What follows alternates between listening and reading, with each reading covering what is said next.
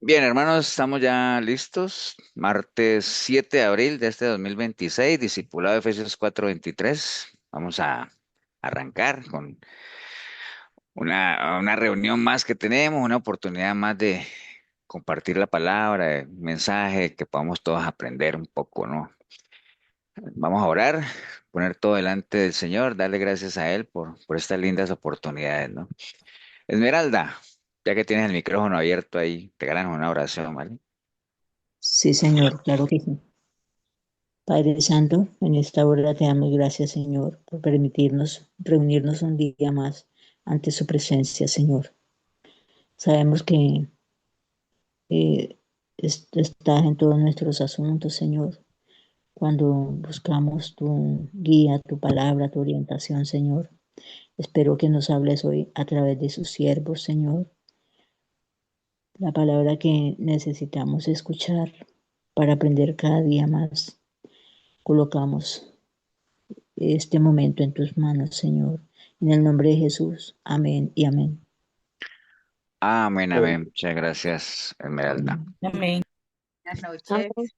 Bueno, voy a compartirles la pantalla. Vamos a seguir con lo que llevábamos y tratemos de a ver si podemos terminar hoy por lo menos ese capítulo eh, que estamos estudiando, ¿no? Del Mateo 5 de las Acuerda que estamos viendo básicamente cómo vive el cristiano. Ya habíamos visto cómo es en la parte de las bienaventuranzas, que vimos que Jesús nos enseñaba que somos la luz del mundo, que somos la sal de la tierra, y estamos viendo esto de que cómo ya deberíamos vivir, ¿no? Lo que Él nos está enseñando. La vez pasada vimos lo que el Señor habló sobre la ley y sobre la ira, ¿no? Y vamos a tratar de sacar hoy esto que está en amarillo, que es lo que el Señor habló sobre la reconciliación, el adulterio, los juramentos, el amor hacia los enemigos y el divorcio, ¿no? Que el divorcio realmente en la palabra va después del adulterio, pero lo dejé de último porque es un tema bien como bien complejo, ¿no? O sea, o sea, vamos a ver lo que dice la palabra y ahí, y si llegamos allá, ahí discutimos a ver cómo lo vemos entre todos. Pero bueno, rápidamente nada más, hablamos la vez pasada sobre el Señor y la ley, y que vimos que el Señor está hablando de la ley y los profetas, y les conté a ustedes que cuando él hablaba de la ley y los profetas se refería al Antiguo Testamento. Y entonces hablamos un poquito de eso, de el último libro que fue escrito de Malaquías, y hubo 400 años de silencio como tal. Y entonces cómo se divide la Torá y cómo dividen los profetas en anteriores y posteriores y los escritos, ¿no? O sea, básicamente como la ley de los profetas se refiere al Antiguo Testamento. Cuando el Señor dice que Él no vino a abrogar la ley, es que Él no la vino a cancelar ni mucho menos, sino que más bien vino a que la ley se cumpliera, ¿no? ¿En qué sentido a que se cumpliera? Pues todas las profecías, todo lo que estaba escrito en la ley se dio cumplimiento con la vida misma de él, ¿no? Todas las profecías que están en cuanto a lo que era el nacimiento, que iban a ser de una virgen, que iba a huir, que lo iban a despreciar, la entrada a Jerusalén, inclusive aquí acabamos de pasar la Semana Santa, todo eso estaba profetizado, que iba a ser traicionado, que iba a ser vendido, que le iban a hacer un juicio y él se iba a mantener en silencio. Todo eso estaba profetizado, que iba a sufrir, que iba a ser crucificado, que le iban a perforar los pies, que iba a ser despreciado, que le iban a dar vinagre. Bueno, todo, absolutamente todo lo que está escrito en la ley y los profetas se dio cumplimiento en él, ¿no? En todas las profecías, algunas, por ahí preguntaba Milena que si que ya todas se habían cumplido, ¿no? Hay algunas que no se han cumplido, sobre todo las que tienen que ver con la segunda venida, ¿no? Del Señor. Entonces, a eso se refería él con la ley. No vino a abrogarla, vino más bien a que se cumpla y por medio de su obediencia, pues básicamente nos justificó a nosotros, dando cumplimiento también inclusive a la ley, ¿no? Y había una parte que decía que nuestra justicia, que si nuestra justicia no era mayor que la de los fariseos, pues nosotros no íbamos a entrar al reino de los cielos, ¿no? Cuando el Señor habla de justicia, acuérdense cuando el Señor le dijo a los fariseos que ellos habían dejado lo mejor de la ley, ¿no? Que era la justicia, antes habló de la justicia. Cuando habla de la justicia se refiere al caminar haciendo la voluntad del Señor, ¿no? O sea, la voluntad del Padre. A eso se refiere. Por eso es que dice que, ¿qué pide el Señor de nosotros? Que amemos justicia, es decir, que amemos el hacer la voluntad del Señor, que caminemos conforme a lo que Él espera que caminemos. Entonces, cuando Él habla de que nuestra justicia, es decir, nuestro caminar, tiene que ser mayor que la justicia de los fariseos, es decir, que el caminar de los fariseos se refiere a que como ellos conocían la ley a la perfección, pero no la vivían, nosotros tenemos que estar por encima de eso, es decir, conocer la ley, conocer la voluntad del Padre, pero vivirla, ¿no? O sea, a eso se refería el Señor, que nuestra justicia tiene que ser mayor que la de ellos, no, no ser externa, no ser de hipocresías ni nada de eso, ¿no? Básicamente eso es lo que tiene que ver con la ley. Después estuvimos viendo lo de la ira, donde el Señor obviamente pone, hace la analogía o por lo menos pone en una balanza lo que es el homicidio con el odio, ¿no? Con la ira y todo eso, y entonces los pone casi que al mismo nivel de gravedad, ¿no? Entonces estuvimos hablando de la ira y vimos que habían dos tipos de ira, ¿no? Una que en griego, no me acuerdo si era en griego, era sumos y otra que era orojizo, ¿no? Y una de ellas se refería a esa ira que le da a uno, que se le sube y ¡frum! Vuelve y se le baja, que fue como la que le dio al Señor cuando purificó el templo, ¿no? Entonces, ese es un tipo de ira, pero hay otra que es orgizo, que se refiere a esa que uno guarda en el corazón, ¿no? Guarda ahí, que también se le menciona como las famosas raíces de amargura, ¿no? Entonces, no dejarnos dominar por la ira, y habla del hombre iracundo y todo eso. Y entonces, ¿a qué se refería el Señor cuando decía que digamos, a que antes le decían no matarás, pero él ahorita, como él vino la ley de Cristo es mucho más rígida que la ley de Moisés, ¿no? Porque antes decían que si alguien no mataba, pues ya estaba cumpliendo la ley, ¿no? Y se iban literalmente al asunto de que nadie cometiera homicidio, ¿no? Pero el Señor decía ahorita, no, pero cualquiera que se enoja contra un hermano que le dice fato, también es igual de culpable, ¿no? Entonces, a eso se refería. Entonces, acuérdense que para los rabinos, los maestros, los fariseos, la ley era la ley, ¿eh? Entonces, y se transgredía si se violaba hasta un punto, una coma, ¿no? Pero el Señor iba mucho más allá de eso, ¿no? Y ahorita lo vamos a ver cuando hablemos del adulterio como tal. Y entonces el Señor estaba era interpretando eso como tal, no, no, era tan grave el matar como el odiar, ¿no? Entonces lo pone al mismo y hacía énfasis en que eso era inclusive una de las cosas que estorbaban, digámoslo, cuando uno iba a presentar una ofrenda, ¿no? Y que si uno lleva una ofrenda, eh, sí, hoy en día no pasa eso, ¿no? O sea, hoy en día lo que más le importa a la gente en las iglesias es la ofrenda, ¿no? Si usted tiene pleitos, yo me acuerdo que en la iglesia, si había algo que, bueno, los que somos de Efesios ya tiempo y íbamos a Pavas, llega un momento en que se decía, bueno, si usted está en pecado, mejor ni ofrende, ¿no? ¿Para qué? O sea, no tiene sentido. Eh, Arregle su vida primero y después venga y ofrende, ¿no? Eso obviamente no cala en ninguna iglesia, ¿no? ¿Quién va a decir eso? Porque lo que interesa son las ofrendas, ¿no? Pero es algo parecido a esto que el Señor está diciendo ahí, ¿no? Si traes una ofrenda y tienes un pleito con alguien, deja tu ofrenda ahí o llévatela y arregla lo tuyo primero y después bien, ¿no? Para que eso no ponga estorbo a tu ofrenda como tal. Entonces pone lo mismo ahí, ¿no? Y lo espiritual siempre va a estar por encima de lo material, ¿no? Siempre, porque uno con lo espiritual puede manejar lo material, digamos, pero no al revés, ¿no? Con lo material no se maneja lo espiritual, las cosas de Dios no se compran con dinero como tal. Entonces, a eso se refería él cuando hablaba de la ira, ¿no? Y cuando hablaba del enojo, y por eso hace la analogía con el homicidio como tal. Inclusive después al final dice que uno haga rápido eso, ¿no? Que uno salga de todas esas iras y de todas esas cosas que guarda, esos resentimientos, esas broncas con alguien. Y dice ahí en este versículo que están viendo, dice, ponte de acuerdo con tu adversario pronto porque en tanto que estás en el camino, no sea que el adversario te entregue al juez y el juez al alguacil y se echado en la cárcel. De cierto te digo que no saldrás de ahí hasta que pagues el último cuadrante, es decir, hasta que no te pongas a cuentas, ¿no? Y hace la analogía de la cárcel porque si hay algo que a uno lo esclaviza es una raíz de amargura, ¿no? De vivir prisionero de ese sentimiento de odio y todas esas cosas. Y por eso es que el antídoto, la llave que abre esa cárcel, ¿se acuerdan cuál era esa llave que abre esa cárcel de la ira, del resentimiento? ¿Se acuerdan cuál era esa llave? El perdón.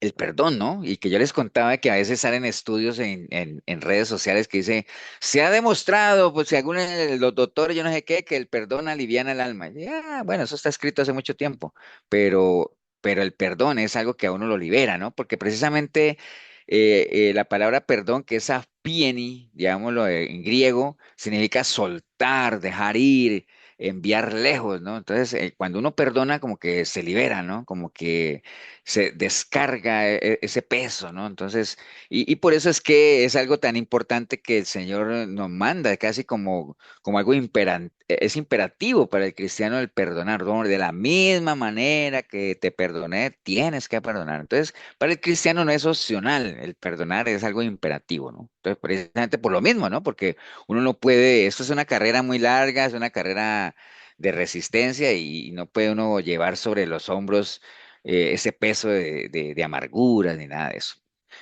Bueno, ahí quedamos, vimos eso, vimos lo que habló el señor de la ley. Espero que haya quedado claro a qué se refería él, básicamente con que él no vino a abrogar la ley, él vino a cumplirla, es decir, en la persona de él se cumplió y todo ese asunto, a qué se refería con la ley y los profetas, al Antiguo Testamento. Ya sabemos que el Antiguo Testamento era un preludio a lo que iba a pasar en el Nuevo Testamento, y cuando estaba hablando de la ira, pues que hay dos tipos de ira, pero que la que hay que trabajar es esa ira, la que se alberga en nuestros corazones y liberar por medio del perdón, zafarnos de ese peso, ¿no? Como tal.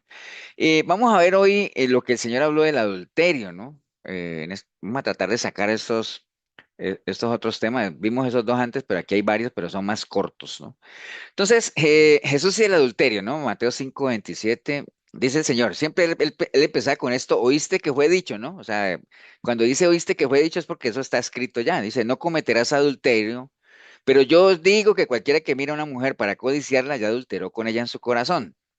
Por tanto, si tu ojo derecho te es ocasión de caer, sácalo y échalo de ti.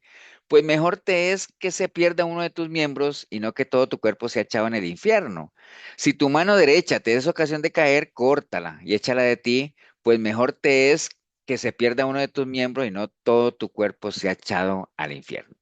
Bien, entonces, así como lo hizo con la ira, así como lo ha hecho siempre, el Señor nos está mostrando aquí digamos, lo que Él traía, o cuando Él dice yo les digo, es porque el alcance es mucho más de lo que había sido enseñado antes, ¿no? En un principio. Entonces, aquí nos está enseñando Él que el alcance del no adulterar, pues va mucho más allá del contexto sexual como tal, ¿no? O sea, y entendiendo que el adulterio es las relaciones sexuales entre dos personas fuera del matrimonio cuando una de las dos está casada, ¿no? O sea, ese es como el adulterio. Pero adulterar en general es como alterar algo, ¿no?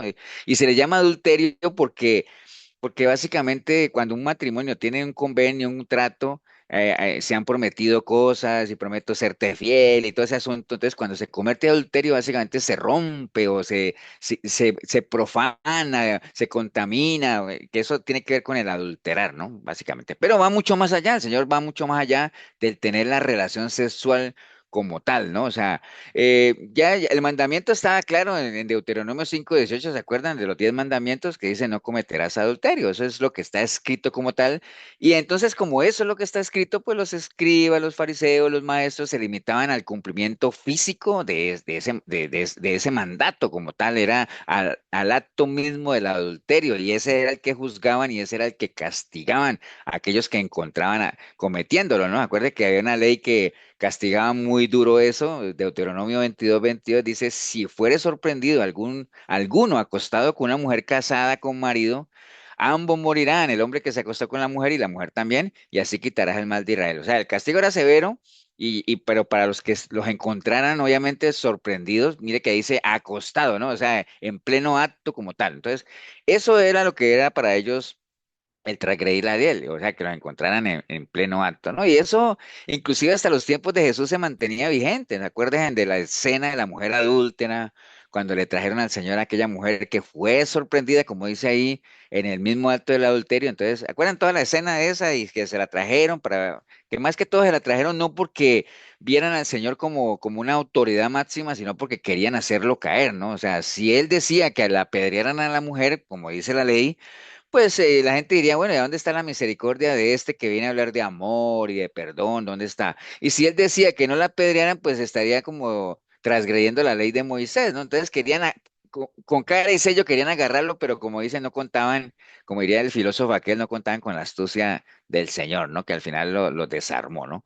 Entonces, la interpretación de nuestro Señor Jesucristo a este contexto de que no cometerás adulterio, cuando Él dice va más allá, pues baja más allá de la interpretación propia, ¿no? La interpretación propia era el acto sexual como tal, ¿no? Y el Señor simplemente dice, no, eso va mucho más allá y no solamente lo físico como tal, sino que también tiene que ver con nuestra mente y nuestro corazón, ¿no? Entonces, el Señor es mucho más rígido, ¿no? Y deja claro que tanto cometer el adulterio, entendiendo como el acto sexual como tal, como permitir que nuestra mente se llene de pensamientos impuros, de codiciar a una mujer que no sea nuestra esposa como tal, ambos son, primero, son desagradables delante de Dios y obviamente tienen sus consecuencias como tal, ¿no?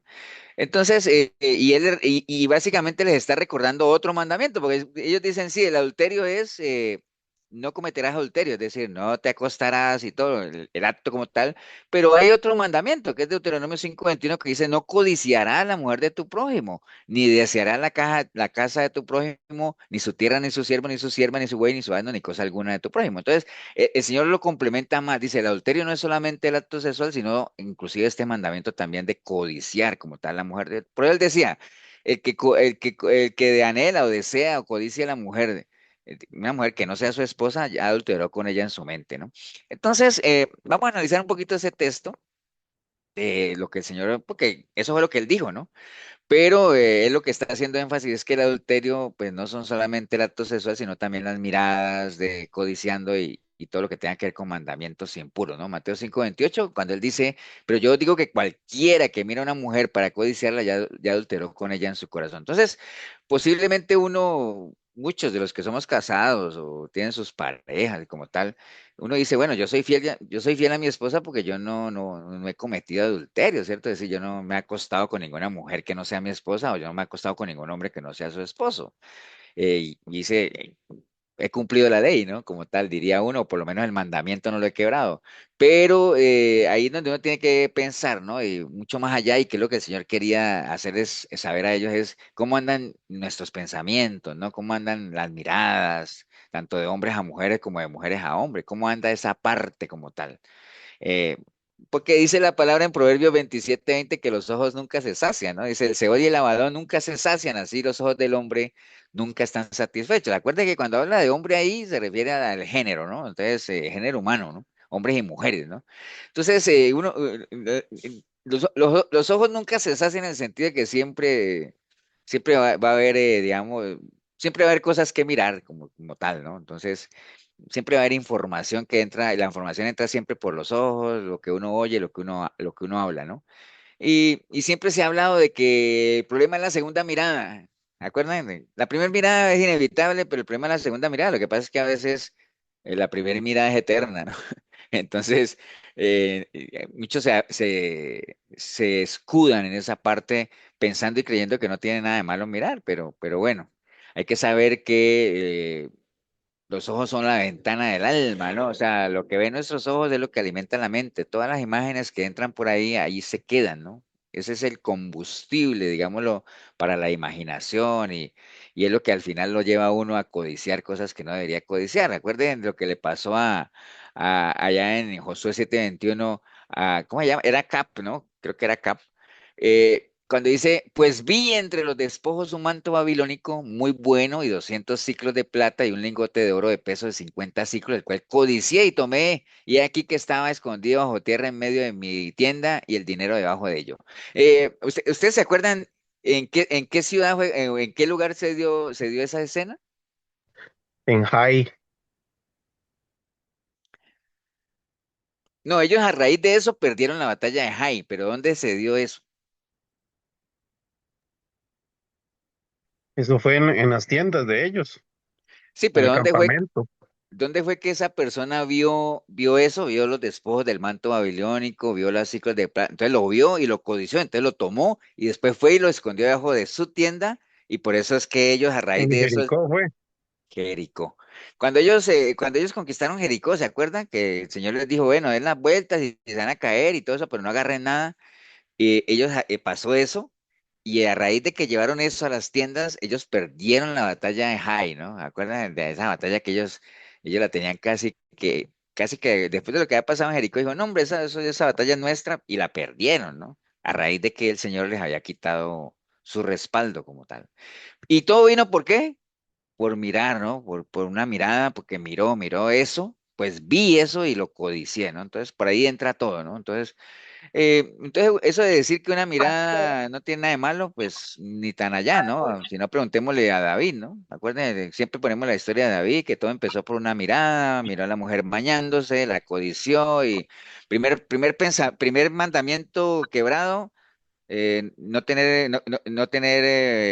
codiciar, digámoslo así, a la mujer del prójimo como tal, porque no era la de él. Primero tuvo un pensamiento impuro, la codició, después dos mandamientos, después adulteró, tres, después asesinó, bueno, una cantidad de mandamientos que David quebró ahí y eso tuvo sus consecuencias, ¿no? Y todo ¿por qué? Por una mirada, ¿no? Entonces, entonces cualquiera dirá, pastor, pero es que no podemos comparar el mirar al mismo acto del adulterio como tal, o sea, no son, no podemos ponerlos en la misma balanza, no son igual de graves, pero bueno, el Señor sí los pone que son igual de graves, y entonces, y son igual de graves en el sentido de que como algunos creen que mirar no es tan malo como el adulterio en sí, entonces dan rienda suelta al mirar, ¿no? Y entonces por eso muchos se sumergen en la pornografía y bueno, tantas cosas que vienen por el mirar como tal, ¿no? Entonces, y dicen, sí, es cierto, yo no he llevado a ninguna mujer a mi cama que no sea mi esposa, pero, o ningún hombre,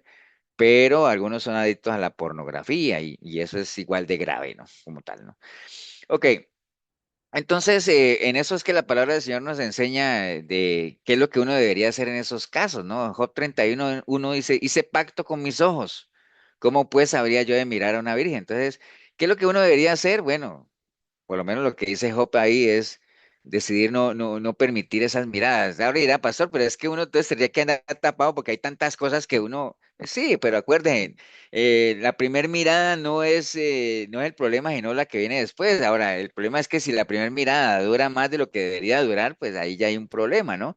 Pero uno, ahí se aplica también lo que dice la palabra que el sabio ve el peligro y se aparta, ¿no? Y todo ese asunto. Entonces, y lo mismo le pasa a uno en las redes sociales. Hoy en día usted se mete a ver, uno dice, voy a verme, por ejemplo, hoy que hubo Champions en el fútbol y voy a ver los goles del Bayern que le hizo al Real Madrid. Y se mete uno a ver los goles y pone uno los goles y comienza el video y en medio del video ¡brum! Comienzan a salir cosas raras. Entonces es no quedarse ahí, ¿no? Y lo mismo pasa con las películas, tantas cosas que sabemos que hay un bombardeo fuerte, porque si hay algo en lo cual nosotros somos bombardeados es con la parte sexual, ¿no? O sea, ¿por qué creen ustedes que tanto hombres como mujeres recibimos tanto bombardeo en la parte sexual? ¿Por qué?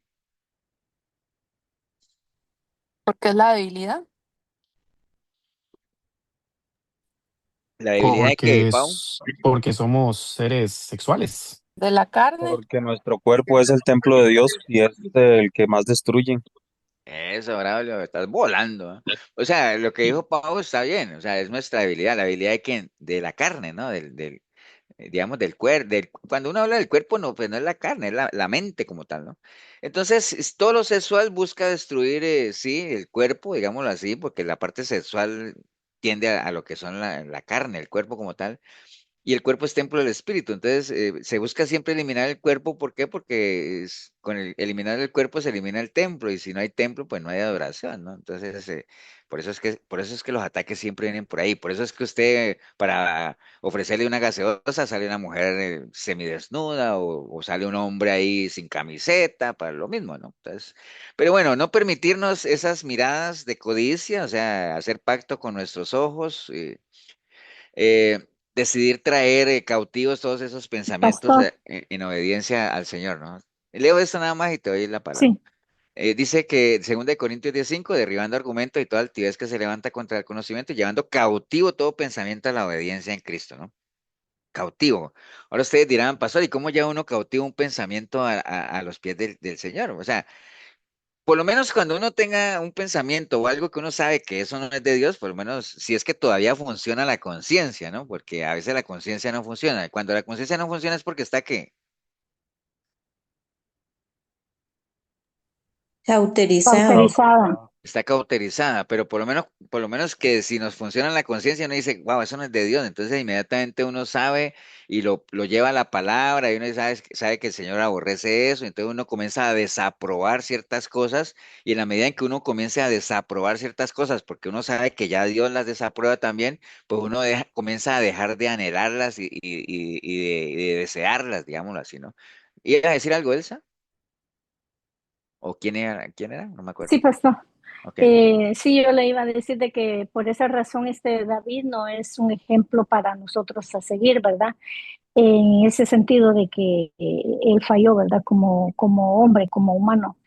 Pero sí nos enseña de lo que realmente el hombre es capaz de hacer, ¿verdad? Y como dice usted, cuando hablamos del hombre, hablamos de la humanidad, de lo que es capaz de hacer en un descuido que tiene, ¿verdad? Yo diría más bien, bueno, ¿qué piensan ustedes de lo que dice Elsa?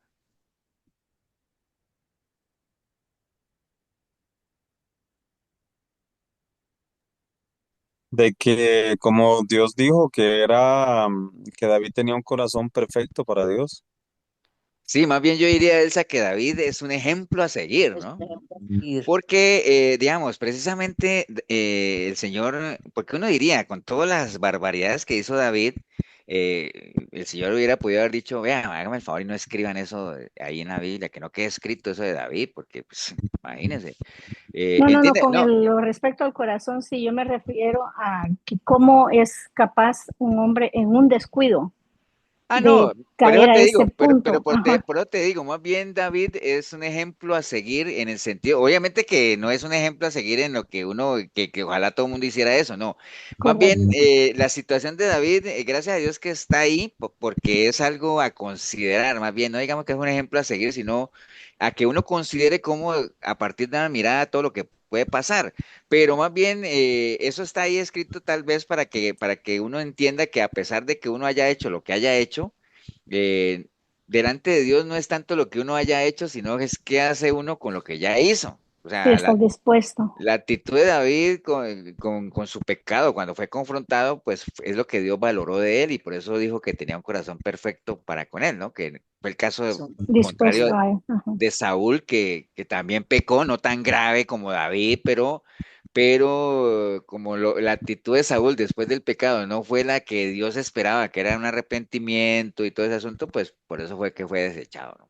correcto. Thank you, pastor. Ok, Gracias, pastor. entonces, ¿qué debería hacer uno? Bueno, obviamente no permitirse, no alimentar el alma, digamos. Acuerde que los ojos son el espejo del alma y traer todos esos pensamientos cautivos, o sea, traerlos a los pies del Señor, ¿no? Pero para eso, obviamente, uno tiene que tener información, o sea, tiene que funcionar en nosotros la conciencia, ¿no? Porque si nosotros no tenemos información de Dios en nuestra mente y todo eso, pues la conciencia no funciona. Entonces, por eso es que cuando estábamos nosotros fuera del reino de Dios, había muchas cosas que uno hacía y que a uno no le parecía que fueran malas, ¿no? Porque, por ejemplo, si uno era adúltero, uno decía, bueno, pues es que esa es la naturaleza del ser humano, ¿verdad? Es que el ser humano, el hombre es adúltero por naturaleza, entonces está bien. Y a cuántas mujeres, las propias mamás, cuando las hijas les contaban que el marido le estaba poniendo los cuernos, decían, pero usted quédese callada, que eso no, ellos son así, o sea, no se ponga, ¿me entiende? Eso es una mentalidad fuera del reino de Dios, ¿no? Entonces, pero cuando uno está dentro del reino de Dios, Natural, pastor.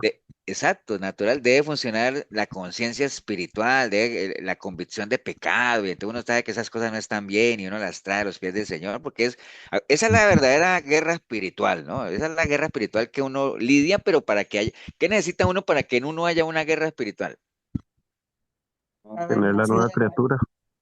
Haber nacido de nuevo, ¿no? Que haya en A ver, nosotros una nueva criatura, porque la guerra espiritual se da entre la nueva criatura y el viejo hombre, ¿no? La naturaleza carnal y espiritual. Si no hay una nueva criatura, pues ahí no hay ninguna guerra, ¿no? El viejo hombre está, bueno, es que ni siquiera hay un viejo hombre, solo hay uno.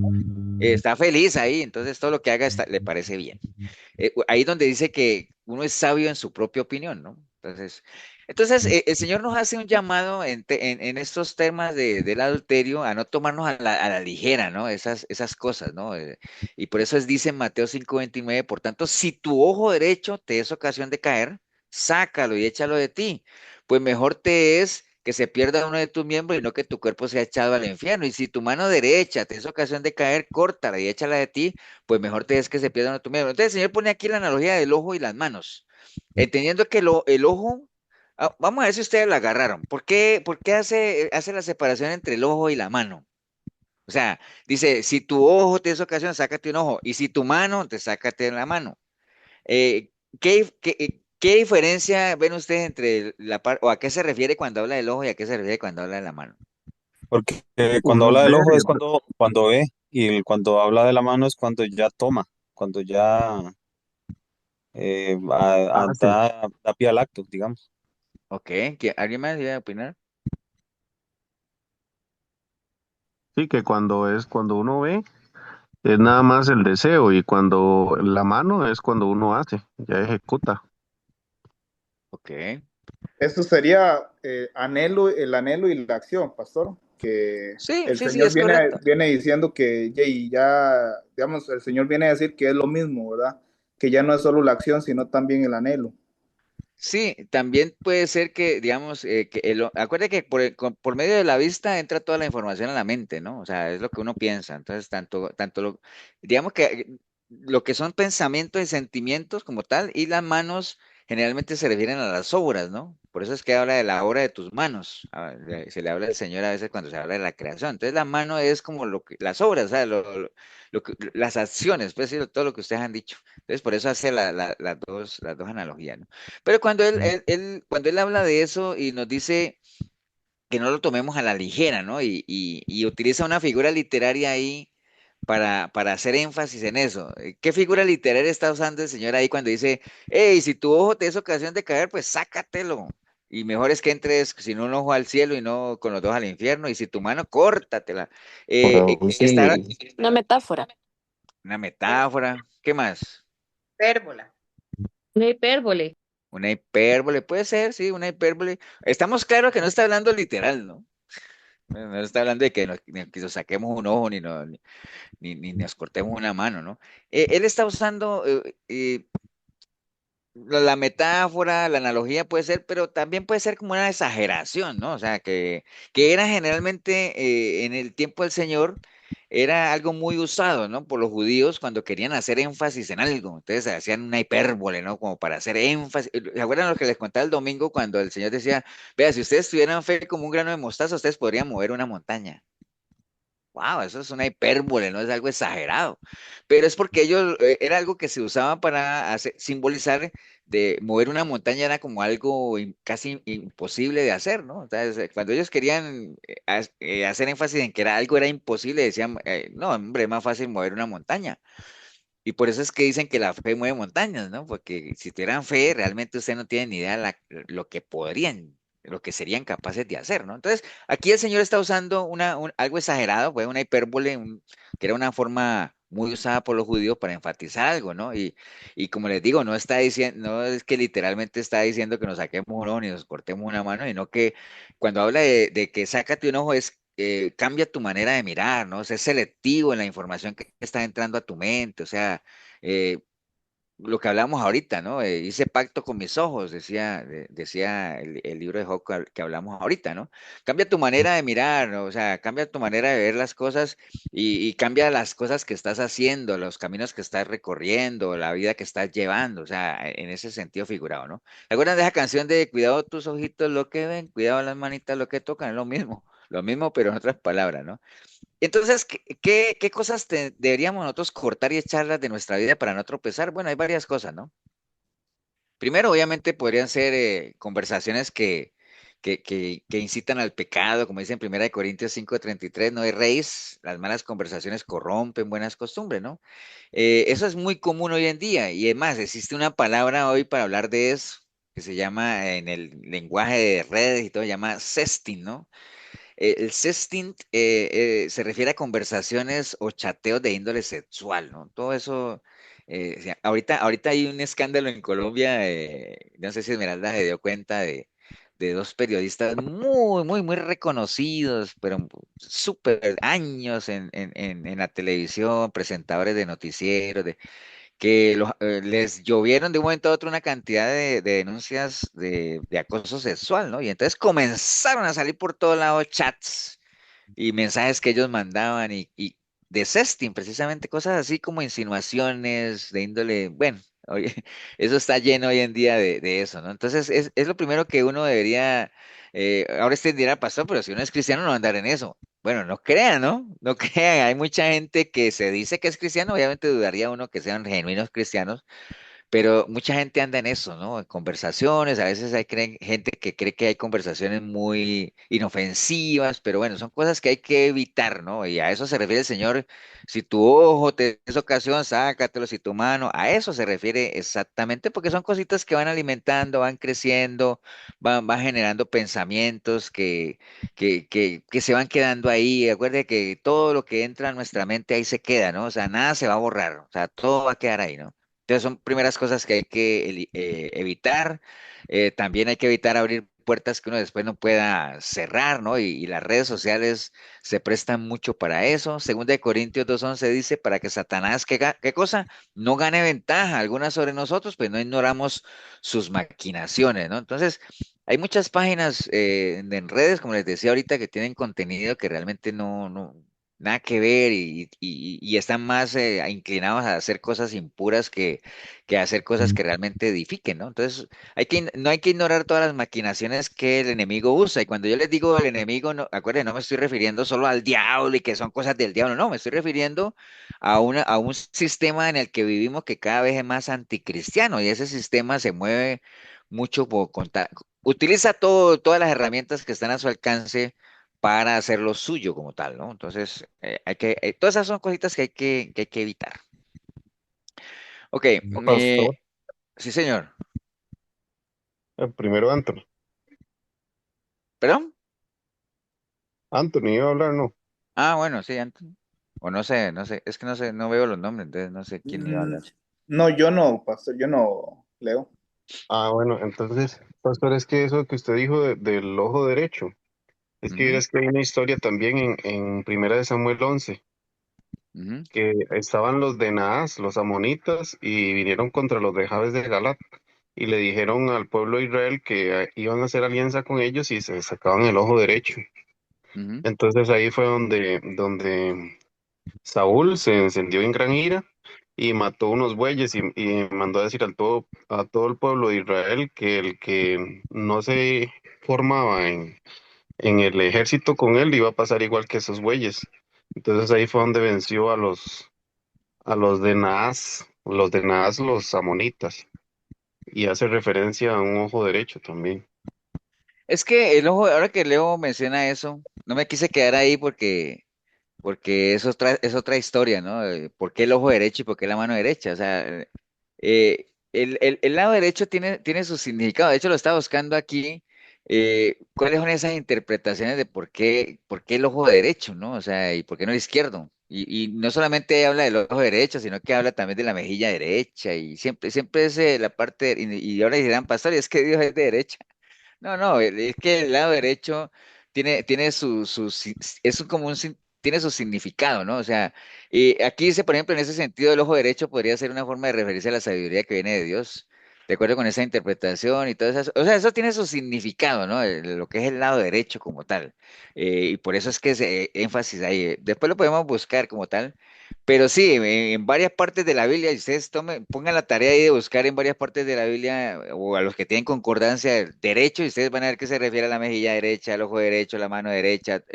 De hecho, Jesús se sentó ¿a qué? A la derecha del Padre. Entonces, el lado derecho tiene su significado bíblico, ¿no? Entonces, por eso hace énfasis en eso. Pero sí, sí, lo que dice Leo es cierto, ¿no? Y por eso le hablaban de que sáquese en el ojo derecho, no, no el izquierdo, porque tiene su significado. Ok. Eh, Muchas veces, como dice ahí, lo que a veces uno tiene que cortar y echar de la vida de uno, pues a veces no es fácil, ¿no? Hay gente que lleva años en su caminar cristiano y todavía y todavía este mandato, pues digamos que es como una recomendación del Señor porque no, hay gente que lo hace, hay gente que no, pero hay gente que lleva muchos años y todavía hay cierta resistencia a cortar y a echar de nuestra vida aquellas cosas que sabemos que no son de edificación y que nos podrían hacer caer en adulterio, ¿no? Y tal vez esa es una de las cosas por las cuales mucha gente a veces le tiene miedo a entrar de lleno a los caminos del Señor, ¿no? Saber que tienen que hay cosas que hay que dejar, hay que despojarse. De hecho, ese mandato de despójate de tu vieja naturaleza, la vieja que está viciada, despójate, eso es un mandato que solo se terminará hasta que nosotros estemos en la presencia del Señor, ¿no? Es un proceso eterno, casi de despojarse, renovar, revestirse, ¿no? Arrancar, sembrar, derribar, edificar. Es un proceso constante, ¿no? Pero a veces hay más resistencia en algunas personas que en otras, ¿no? Posiblemente todavía la gente sigue, como dice, coqueteando con cosas del mundo y cada vez, entre más coqueteo sea, más difícil va a ser, ¿no? Entonces, a eso se refiere el Señor con el adulterio, nada más para que nosotros lo tengamos claro. El Señor va mucho más allá, no se refiere solo a la relación sexual como tal, simplemente está hablando de que así como hay que cuidar el acto sexual como tal, hay que cuidar la mente y el corazón, porque el que codicia por una mirada, pues ya adultera en su corazón, y por eso es que si tu ojo te es ocasión de caer, sácatelo, si tu mano, cambiar la manera de mirar, ver las cosas no como la ve todo el mundo y no ver las cosas como las ve Dios. ¿Cómo se llama ver las cosas como las ve Dios? Cristovisión. Cristovisión, o sea, ver las cosas como el Señor las ve, ¿no? Ahora sí la pastor, pero entonces uno que tiene que andar con los ojos cerrados, ¿no? O sea, lo que pasa es que uno puede ver las cosas que todo el mundo ve, pero uno las ve de una manera diferente. Por ejemplo, pensemos en algo rápido, la depresión, como siempre hemos puesto ese ejemplo, ¿no? Y no me voy a quedar ahí. Si uno ve la depresión como la ve Dios, eso puede llegar a ser una bendición para la vida de uno. Pero si uno ve la bendición como la ve la gente, eso es una desgracia, es tremendo, es lo peor que le puede pasar a uno y nadie quisiera caer ahí. Entonces simplemente hay que hacer un cambio de chip y empezar a ver las cosas de una manera diferente, ¿no? O sea, no ver las cosas como todo el mundo las ve. Ok, vamos a ver ahorita qué dijo el Señor sobre los juramentos, ¿no? Que es otra cosa que Él nos enseñó también ahí, Mateo 5:33. ¿Tienen alguna duda sobre el adulterio y todo eso? Aquí lo que nos interesa básicamente es que ustedes sepan que el Señor sí habló de esos temas, ¿no? Porque a veces a uno le llega gente y dice, pero es que la Biblia no dice nada de tal cosa. ¿Cómo que no? Claro que sí. Es que la Biblia no dice nada del homosexualismo. ¿Dice o no dice? Pastor, pero ¿y lo del Sí divorcio? lo dice. ¿Sí lo dice o no? Sí, sí lo dice, pastor. ¿Dónde? Se lo dice. En Romanos y en Corintios. Romanos, sí, Romanos. Bueno, lo que decía Karina, que qué pasó, que pasamos de ahí a los juramentos y el divorcio. Bueno, dijimos que el divorcio lo íbamos a dar para lo último, porque es un tema ahí que ahorita lo vemos más despacio.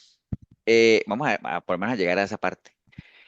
Hablemos de eso, es más rápido, entonces por eso lo podemos ir pasando. Jesús y los juramentos, ¿no? Es importante que veamos que el Señor se habló de esos temas. Dice Mateo 5:33, dice, además, habéis oído que fue dicho a los antiguos, no perjurarás, sino cumplirás al Señor tus juramentos. Pero yo os digo, no juréis en ninguna manera, ni por el cielo, porque es el trono de Dios, ni por la tierra, porque es el estrado de sus pies, ni por Jerusalén, porque es la ciudad del gran rey, ni por tu cabeza jurarás, porque no puedes hacer blanco o negro un solo cabello, pero sea vuestro hablar sí, sí, no, no, porque lo que es más de esto, de mal procede, ¿no? Entonces, nuevamente aquí el Señor comienza a dar como una correcta interpretación de lo que la ley decía, ¿no? O sea, acuerde que la ley era muy rígida, pero el Señor viene como a hacer una ampliación de la interpretación. Porque la ley de Moisés decía básicamente que no utilicen el nombre de Dios para hacer juramentos. Y de hecho en Éxodo 27 así dice, no tomarás el nombre de Jehová tu Dios en vano, porque no dará al inocente Jehová al que tomare su nombre en vano. Levítico 19:12 dice, no jurarás falsamente por mi nombre, profanando así el nombre de tu Dios, yo Jehová. Entonces, y es por eso que, digamos, todos los fariseos o los que interpretaban la ley, decían básicamente que no era permitido, de acuerdo a la ley, tomar el nombre de Dios para hacer juramentos, ¿cierto? Entonces, mientras ellos no tomaran el nombre de Dios para hacer juramento, pues no había problema, estaban cumpliendo la ley. Pero entonces, en vez de utilizar el nombre de Dios, usaban otras cosas, ¿no? Entonces juraban por el templo, juraban por el cielo, juraban por la tierra. Entonces, ¿están cumpliendo la ley? Sí. ¿Por qué? No estamos usando el nombre de Dios para jurar, no, no estamos usando, pero sí juraban por toda esa cantidad de otras cosas. Entonces el Señor viene, acuérdate, Él viene a ampliar el asunto. Dice, sí, está bien, están cumpliendo la ley, pero es que la ley va mucho más allá de eso, ¿no? Entonces les deja claro que no podían jurar ni por el nombre de Dios, ni por nada de eso que estaban jurando, ¿no? Dice Mateo 5:34 cuando les dicen que ni por el cielo. ¿Por qué? Porque el cielo es el trono de Dios, ni por la tierra. ¿Por qué? Porque es el estrado de sus pies. ni tampoco por Jerusalén. ¿Por qué? Porque es la ciudad del gran rey. Entonces le está diciendo, cualquier cosa que ustedes usen para jurar, tiene que ver con Dios mismo. Entonces no usen esas cosas para jurar, no crean que están cumpliendo la ley si cada vez que comienzan a jurar, porque era una costumbre judía de estar jurando, ¿no? O sea, que cada cosa que se decía fuera refrendado por un juramento como tal, ¿no? Entonces, ahí hay que comprender varias cosas, ¿no? El Señor no se está refiriendo a todos los juramentos porque jurar no es que fuera malo, ¿no? El problema era estar jurando por todas esas cosas que el Señor, y menos por Dios, ¿no? Porque era necesario en las cortes jurar y todo eso y hacer declaraciones bajo juramento como tal. Y más que todo se habla de los juramentos en vano como tal, ¿no? Porque el mismo Señor, cuando lo llevaron al Sanedrín, él estuvo bajo juramento, ¿no? O sea, acuerda que el sumo sacerdote le dijo al Señor, te conjuro, ¿no? Te conjuro en el nombre del Eterno, porque ellos no mencionaban el nombre de Dios. Entonces el Señor estaba bajo juramento, porque eso se usaba en las cortes, era necesario. Y Dios mismo una vez, y bueno, la costumbre era que uno tenía que jurar por algo superior, ¿no? Por eso es que hoy en día se usa eso. Hoy en día, hoy en día uno dice, te juro por mi madre, ¿no? O por mis hijos. O sea, que sea algo verdaderamente sagrado para uno, ¿no? Porque uno no va a decir, no, yo le juro a usted por el perro de la casa. Nadie te va a aceptar ese juramento, ¿no? Uno siempre tiende a jurar por algo que es valioso, ¿no? Para uno. Entonces sí era válido jurar, pero el problema era estar jurando a toda hora en vano por cosas que tenían que ver con Dios, ¿no? O sea, Dios inclusive una vez, no viendo nada superior a él, juró por él mismo, ¿no? Porque el problema de los juramentos no era el juramento como tal, sino estar a toda hora jurando y jurando por una y por la otra cosa cuando no era necesidad. Entonces el Señor lo que dice es en vez de estar en eso, mejor que su sí sea un sí, su no sea un no, como dice también el libro de Santiago, ¿no? Básicamente. Entonces, ahí hay que comprender varias cosas, ¿no? O sea, primero, obviamente que más que los juramentos, lo más importante es la verdad, la honestidad y la honradez, que es lo que debería caracterizar a uno cuando lleva una vida cristiana, ¿no? O sea, que la palabra hable, así como la palabra hablaba por el Señor, dice, digamos, lo respaldaba a él o lo representaba a él, pues también que la palabra de uno, aunque ya sabemos que hoy en día la palabra no tiene la misma validez que tuvo en algún tiempo donde uno realmente se honraba la palabra, ¿no? Pero por lo menos en la medida de lo posible tratar de que uno hable con la verdad, que uno sea honesto y que uno sea honrado, ¿no? Salmo 31:4 dice, en tu mano encomiendo mi espíritu, tú me has redimido, oh Jehová, Dios de la verdad, ¿no? Entonces que la verdad sea algo que a uno lo caracterice. El Señor tiene tantas expectativas de su pueblo cuando dice que mi pueblo es un pueblo que no miente, ¿no? O sea, obviamente sí miente, ¿no? Pero por lo menos esa es la intencionalidad de Dios de que el que se diga que es de Él, pues sea alguien que no mienta, ¿no? Entonces, en esa línea, pues que a uno lo respalde su honestidad, su integridad como tal. Recuerda que una persona íntegra es la que actúa de acuerdo a cómo piensa, ¿no? Entonces, y no es un secreto saber que la mentira, pues, proviene del príncipe de la mentira, que es como conocemos a Satanás. Y eso no agrada al Señor. Proverbios 12:22 dice, los labios mentirosos son abominación a Jehová, pero los que hacen verdad son su contentamiento, ¿no? Entonces, nosotros no podemos utilizar la mentira como una herramienta, ni mucho menos, porque eso es algo, son artimañas de Satanás como tal, ¿no? Eso ya lo sabemos. Desde un principio, dice Juan 8:44, ha sido homicida y nunca ha estado en la verdad. Entonces, eso es algo que no podemos contemporizar con la mentira, ni tampoco minimizarla, ¿no? Porque la mentira más grande que hay es creer que la mentira no lo separa a uno de Dios, o sea, y Dios aborrece la mentira, ¿no? De hecho, en Apocalipsis 21:8 dice, los cobardes incrédulos, los abominables, los homicidas, los fornicarios, hechiceros, los idólatras y todos los mentirosos, ¿no? Tendrán su parte en el lago que arde con fuego y azufre, que es la muerte segunda. Ahora ustedes dirán, pasar por una mentirita no, pero lo que pasa es que de mentira en mentira ya uno se vuelve mentiroso, ¿no? Entonces no hay que abrir puertas como lo hablamos ahora, que de pronto uno no pueda cerrar. Entonces nuestro Señor Jesucristo lo que nos hace ahí es un llamado a hablar verdad, ¿no? A que nosotros no tengamos necesidad de estar jurando, ¿no? Para sostener lo que decimos, sino que lo que respalde lo que decimos básicamente es nuestra integridad, nuestro testimonio, que nuestro sí sea un sí siempre y el no sea un no, y que eso es lo que realmente le va a dar validez a lo que nosotros digamos, ¿no? ¿Qué necesitamos nosotros para hablar verdad? Pues bueno, obviamente si uno no es de Dios, pues no va a hablar verdad, pero la mejor manera de eso es reconocer y saber realmente que nosotros tengamos bien claro que la mentira no se sostiene, ¿no? O sea, la mentira siempre va a necesitar de otras mentiras para sostenerse, porque ninguna verdad va a sostener una mentira. Y en cambio la verdad sí se sostiene solita, ¿no? O sea, en la medida en que uno hable con verdad, la misma verdad lo respalda a uno. Pero la mentira se necesita sostenerse sobre bases que no son sólidas, sobre otras mentiras, ¿no? Zacarías 8:17 dice, y ninguno de vosotros piense mal en su corazón contra su prójimo, ni améis el juramento falso, porque todas estas cosas aborrezco, dice el Señor, ¿no? Entonces, juramentos, promesas falsas, nada que ver.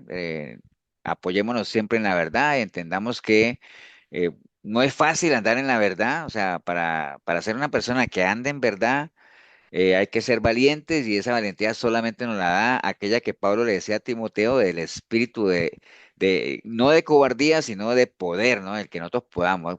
¿Se puede caminar en verdad? Claro que se puede. ¿Es difícil?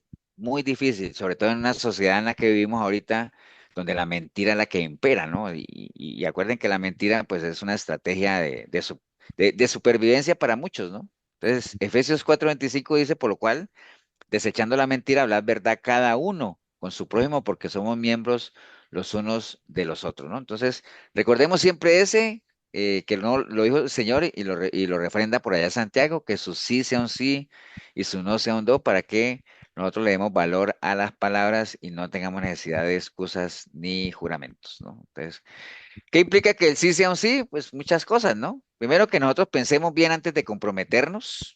Eso es bien importante, ¿no? Eclesiastés 5:4 dice, cuando a Dios haces promesas, no tardes en cumplirla, porque Él no se complace en los insensatos, ¿no? Cumple lo que prometes. Y mejor es no prometer y no que prometa y no cumpla. Entonces, el asunto de las promesas es que uno pues se asegure de que puede cumplir, ¿no? O sea, y si uno no lo puede cumplir, es mejor no comprometerse. Cuando uno no se compromete, no hay problema. No hay problema, tranquilos. O sea, el problema es comprometerse sabiendo que uno no va a poder cumplir, ¿no? Entonces, antes de prometer, asegúrese de poder cumplir. Por ejemplo, cuando uno se va a casar, ¿no? Que fueran todos los votos que uno hace, que ahí nadie los cumple.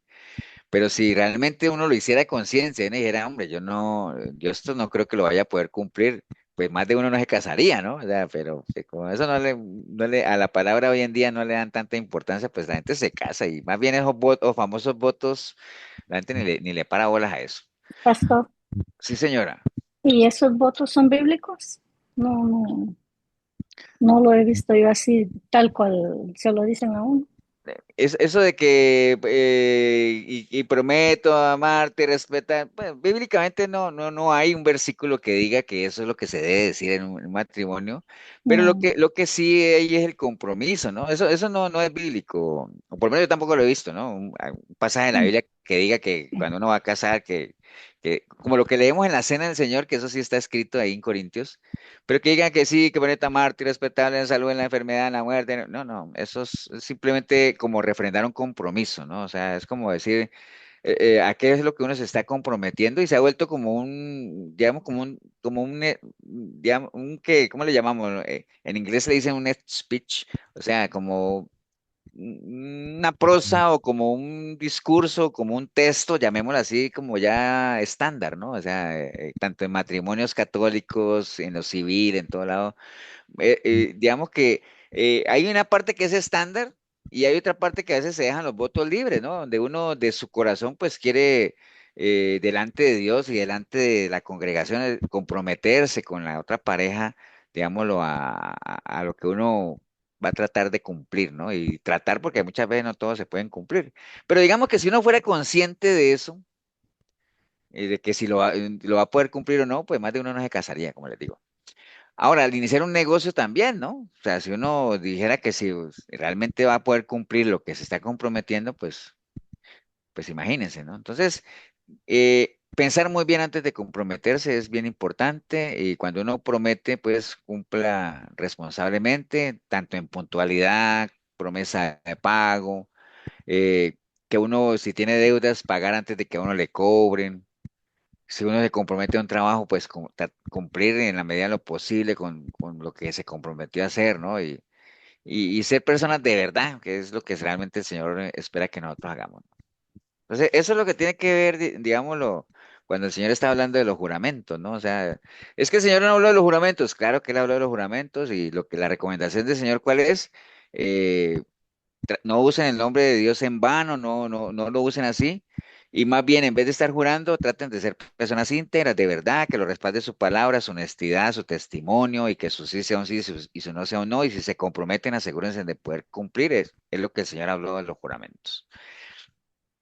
Ahora, del amor a los enemigos, ¿no? También habló él. Eso ya en algún momento lo hemos tocado, pero bueno, Mateo 5:38 dice, oíste que fue dicho ojo por ojo, diente por diente, pero yo os digo, no resistáis al que es malo, antes a cualquiera que te hiera en la mejilla derecha, mire que aquí está bien, vuélvete también la otra, y al que quiera ponerte a pleito y quitarte la túnica, déjale también la capa, y a cualquiera que te obligue a llevar una carga por una milla, ve con el dos, y el que te pida, dale, y el que quiera tomar de ti prestado, no lo rehuses.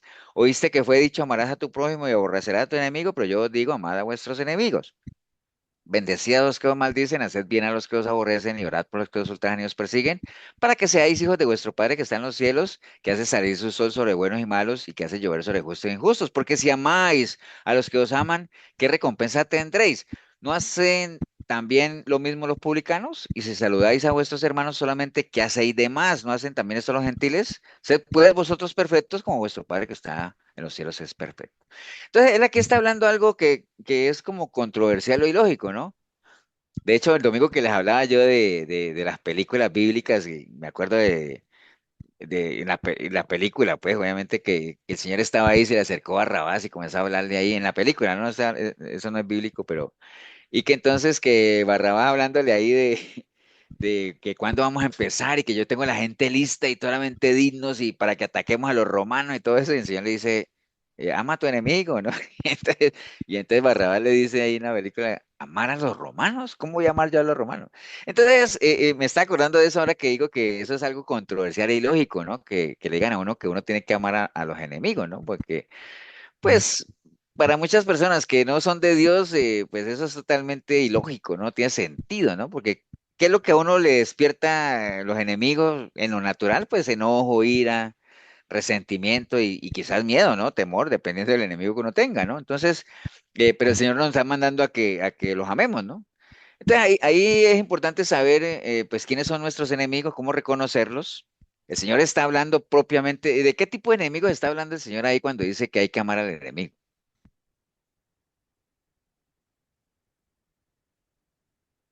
¿De qué tipo de enemigos? Los que no son de Dios.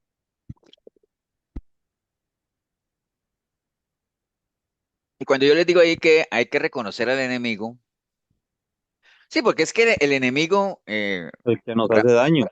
Braulio, primero definamos lo que es un enemigo. Un enemigo es aquel que está en un bando contrario, ¿no? O sea, sinónimo de enemigo, adversario, contrincante, porque, por ejemplo, si uno está casado con una persona que no es cristiana, y peor aún, que no cree en Dios, porque hay gente que no es cristiana, pero digamos que cree en Dios, y cuál Dios no sabemos, pero por lo menos tiene cierto respeto, pero digamos que una persona esté casada con un ateo o una atea, ¿no? Esa persona es su enemiga. Por más que no le esté ahí, y ahí aplicaría eso, esa frase o esa película que dice durmiendo con el enemigo, ¿no? Entonces, y a eso se refiere el Señor que a veces cuídate de la que duerme a tu lado y todo ese asunto, o el que duerme a tu lado, porque un enemigo, ¿qué es? Un contrincante, alguien que está en el bando contrario, ¿no? Alguien que defiende otra cosa, ¿no? Ese es un enemigo. Entonces, para nosotros que somos de Dios, pues todo el que no es de Dios es enemigo. Estamos claros en eso, ¿no?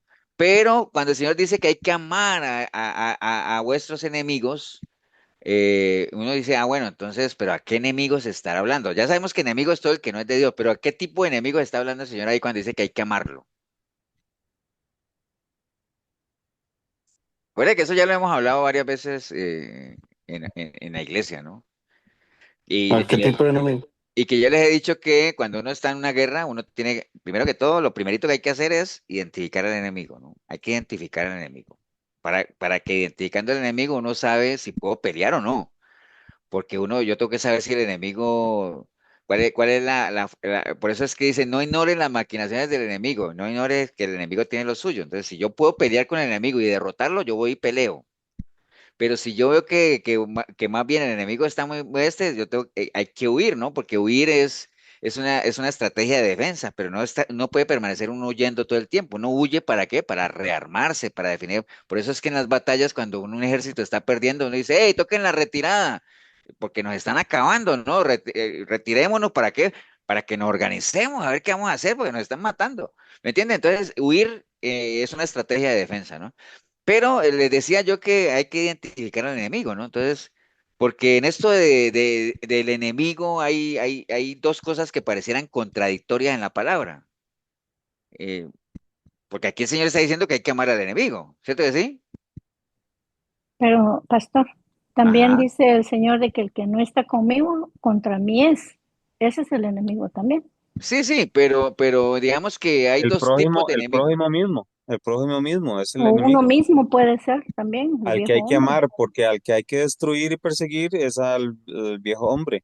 Eso, ahí exactamente es eso, Braulio. Hay dos tipos de enemigo. Hay un enemigo externo, que es la gente que nos rodea, que es a la que el Señor está hablando ahí. Bendigan a los que os maldicen, hagan el bien a los que está hablando de amar al enemigo. Cuando el enemigo es externo, o sea, está fuera de nosotros, llámese esposa, hijos, compañeros de trabajo, falsos hermanos de la iglesia, lo que sea, esos son externos, esos son enemigos, si es que no son si no están en nuestro bando, ¿no? A esos, el Señor nos dice, a esos hay que amarlos, bendígalos, ¿no? Pero si el enemigo está dentro de nosotros, es decir, el viejo hombre, ese, ahí ya no aplica esto, ahí lo que aplica es el Salmo 118 que dice que hay que perseguir al enemigo y hay que alcanzarlo y hay que destruirlo. ¿Me entiendes? Son dos cosas que a veces con esto del enemigo pueden parecer contradictorias, porque cualquiera podría decir, mira, es que yo nunca he entendido eso, que el Señor dice que hay que amar al enemigo, pero en el Salmo 18 dice que el enemigo hay que perseguirlo y destruirlo. Entonces, al fin, ¿qué? La Biblia se contradice. No, usted tiene que identificar al enemigo. ¿Es un enemigo externo?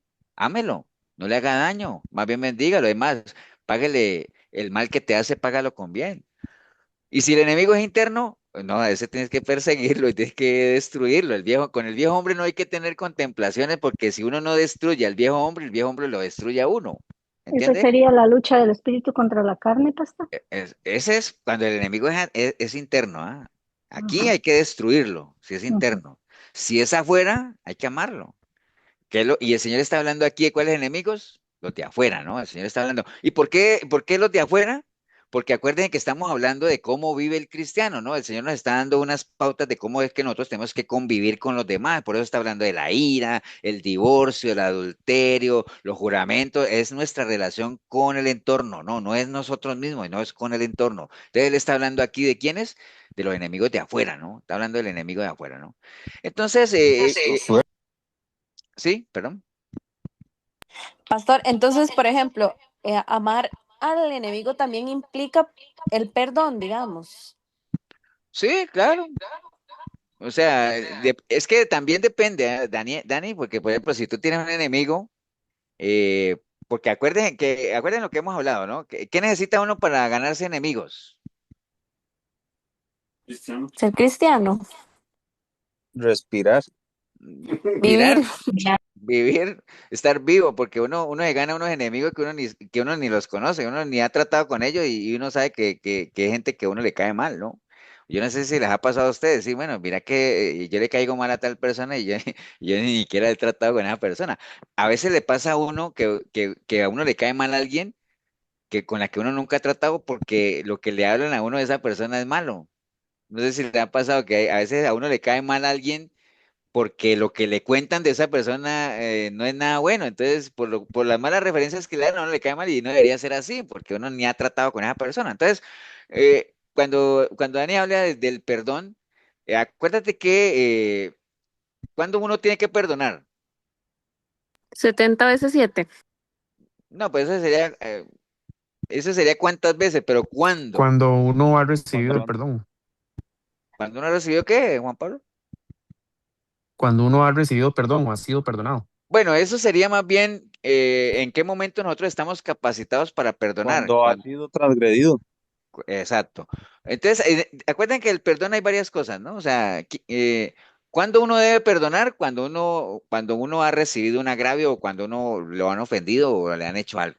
Ahí donde uno, porque si a mí no me han hecho nada, pues yo no tengo nada que perdonarles. O sea, yo no tengo nada que perdonarle a nadie porque no siento que nadie me haya hecho nada. Pero si alguien me ha hecho algo, entonces yo lo perdono. Está bien, no tengo problema. Entonces, ¿cuándo uno perdona? Cuando le han hecho algo, ¿no? ¿Cuándo uno puede perdonar? ¿Cuándo uno recibe la capacidad de perdonar? Cuando ha sido perdonado, ¿cierto?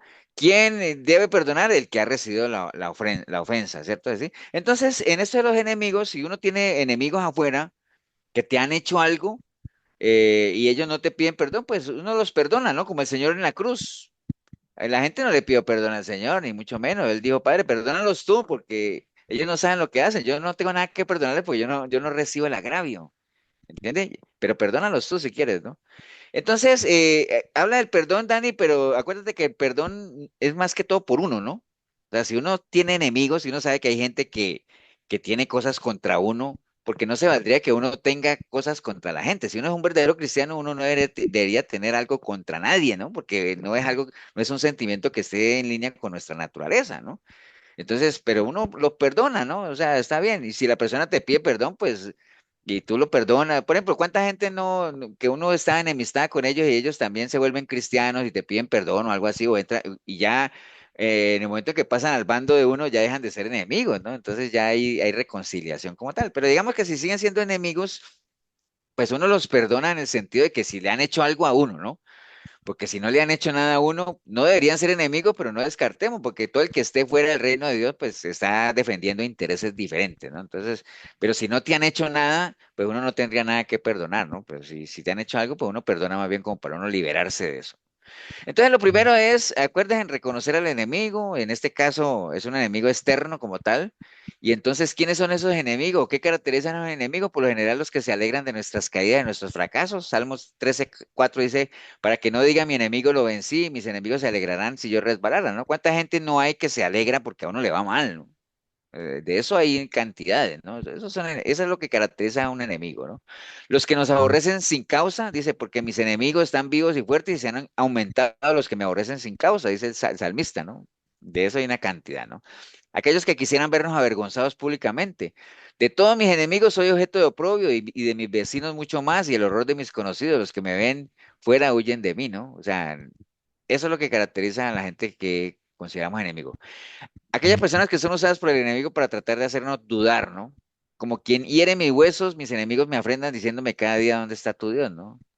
Gente o que le dice a uno, y no que sos cristiano, ¿y por qué estás así? ¿Por qué está acá? ¿Y por qué te va mal? ¿Y por qué? Bueno, tanta cosa, ¿no? Lastimosamente también pueden estar dentro de nuestra casa. En Miqueas 7:6 dice, porque el hijo deshonra al padre, la hija levanta contra la madre, la nuera contra la suegra, el enemigo del hombre son los de su casa. Mira lo que dice ahí, los enemigos del hombre son los de su casa, ¿no? Entendiendo obviamente el concepto de lo que es enemigo, ¿no? El que está en el bando contrario, el que es un adversario, el que defiende intereses, otros intereses, pues, hace parte de nuestros enemigos como tal.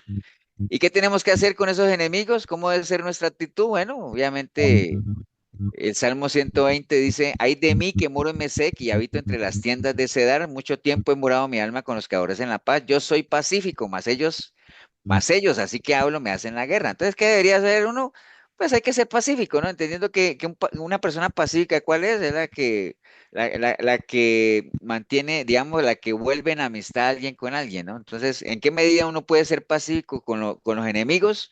Pues tratar de llevarlas, lo que dice la palabra, en la medida de lo posible, tratar de estar bien con todo el mundo, ¿no? No les hagas daño, no, la ley del amor de Cristo como tal, ¿no? Y en la medida en que uno procure agradar a Dios, primero que a los hombres, pues aún los enemigos estarán en paz con uno. Mire lo que dice Proverbios 16:7, dice, cuando los caminos del hombre son agradables a Jehová, aún a sus enemigos hace estar en paz con él, ¿no?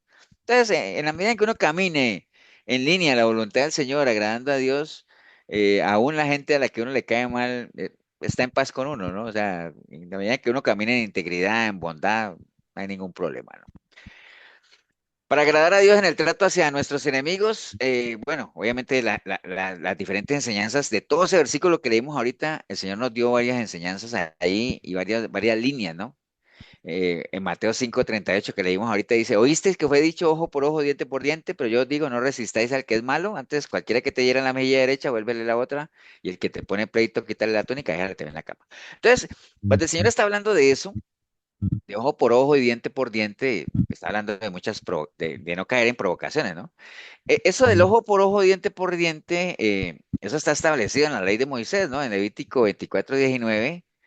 Dice, y el que causare lesión en su prójimo según hizo, así le sea hecho. Rotura por rotura, ojo por ojo, diente por diente, según la lesión que haya hecho al otro, tal se hará a él, ¿no? El que hiere a algún animal tiene que restituirlo, más el que hiere de muerte a un hombre, pues tiene que morir. O sea, cuando le hablan de la ley del talión, porque han oído hablar de la ley del talión, ¿no? Que es precisamente esa, ojo por ojo, diente por diente, ¿no? Esa palabra talión viene de una palabra latina que es tallos o tale, ¿no? Que significa idéntico. Por eso de ahí viene la palabra que nosotros conocemos tal, ¿no? Cuando alguien es muy parecido al otro, le dice, uy, el hombre es tal cual, ¿no? O sea, es muy parecido, es idéntico, ¿no? Tal, viene de tallo o tale, que ahí viene la ley del talión, ¿no? Ojo por ojo, diente por diente. Tú me robaste algo, me tienes que devolver lo mismo. Tú mataste a un perro, tienes que matar a un perro tuyo, ¿no? Tú mataste a una persona, pues tienes que morir tú, ¿no? Porque es lo mismo, ¿no? Esa es la ley que garantizaba un castigo acorde a la falta, ¿no? Eso es algo que se estableció precisamente para eso. Pero había un problema en ese entonces y era que los judíos, con esta ley que había, pues habían tomado eso más bien como un llamado a vengarse, ¿no? Del prójimo, ¿no? Entonces, claro, acuerdan que eso es como quien dice alguien ahí, ¿no? El que me la hace, me la paga. ¿Me entiendes? Era como un llamado a la venganza, ¿no? Como tal. Entonces, el Señor viene aquí ampliando todo eso, esos conceptos que habían y nos llama más bien a ser mucho más sabios, ¿no? Y en vez de estar buscando venganza y todo eso de que me la hace, me la paga y ojo por ojo, diente por diente, más bien el Señor, recuerda que las matemáticas del Señor o el lenguaje del Señor era otra línea, ¿no? Y por eso fue que no cayó bien, digamos, el discurso de él entre la gente, porque era algo muy pacífico, muy de amor, muy de reconciliación, muy de perdón, ¿no? O sea, no dejarse llevar por la ira, no dejarse llevar por las provocaciones como tal, ¿no? Entendiendo que la lucha que nosotros tenemos no es de carne ni sangre, como dice Pablo en Efesios, sino es algo mucho más fuerte, digámoslo, ya tiene que ver con algo espiritual, ¿no? Pastor, Sí, señor. ahora que dice ese versículo, entonces nuestros enemigos también son los demonios y Satanás, con respecto a ese versículo. Claro. Es que acuerdan que yo les he dicho que cuando yo hablo del enemigo no me refiero solamente que es Satanás y los demonios, ¿no? O sea, pero a veces la gente cuando habla del enemigo se refiere al diablo, que ese es enemigo, ciertamente, pero uno lo tiene que ampliar mucho más, ¿no? El enemigo no es solamente Satanás y los demonios, sino este entorno anticristiano en el que nosotros vivimos y el enemigo más peligroso que nosotros tenemos, que es el viejo hombre. O sea, todo eso hace fuerte del enemigo como tal, ¿no? Pero claro, o sea, Satanás, porque acuerden, ¿quiénes son nuestros enemigos? Los que están en el otro bando, ¿no? Todo lo que no es de Dios. ¿Y Pastor, quién más, quién es más, quiénes son los principales que están en el otro bando? Pues Satanás y sus demonios. pero por ellos no hay que orar ni nada, digamos, a lo que se refiere es a orar por nuestros enemigos, pero las personas nada más, no por los demonios ni por Satanás. Es que por eso estamos hablando ahora de que uno tiene que identificar al enemigo, ¿no? Identificar al enemigo, o sea, si es externo, o sea, ahora, obviamente entiendo lo que dice Leo cuando dice, es que los demonios son externos, entonces uno no debe amar a los demonios como tal, pero los demonios son cosas espirituales, ¿no? O sea, acuerden que las cosas, los demonios, digamos, si un demonio quisiera obrar en contra de uno, por ejemplo, eh, ¿cómo lo podría hacer? Echémosle mente. Pensemos en cualquiera de nosotros que un demonio quisiera atacarnos a nosotros, ¿cómo lo podría hacer? De por medio Usando de un las personas amigo que o un están en su familiar. reino. Braulio, ¿qué ibas a decir, Braulio, qué?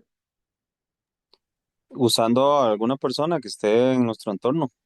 Ok, digamos, esa puede ser una. ¿Y cuál otra? Tentaciones. Tentaciones, puede ser.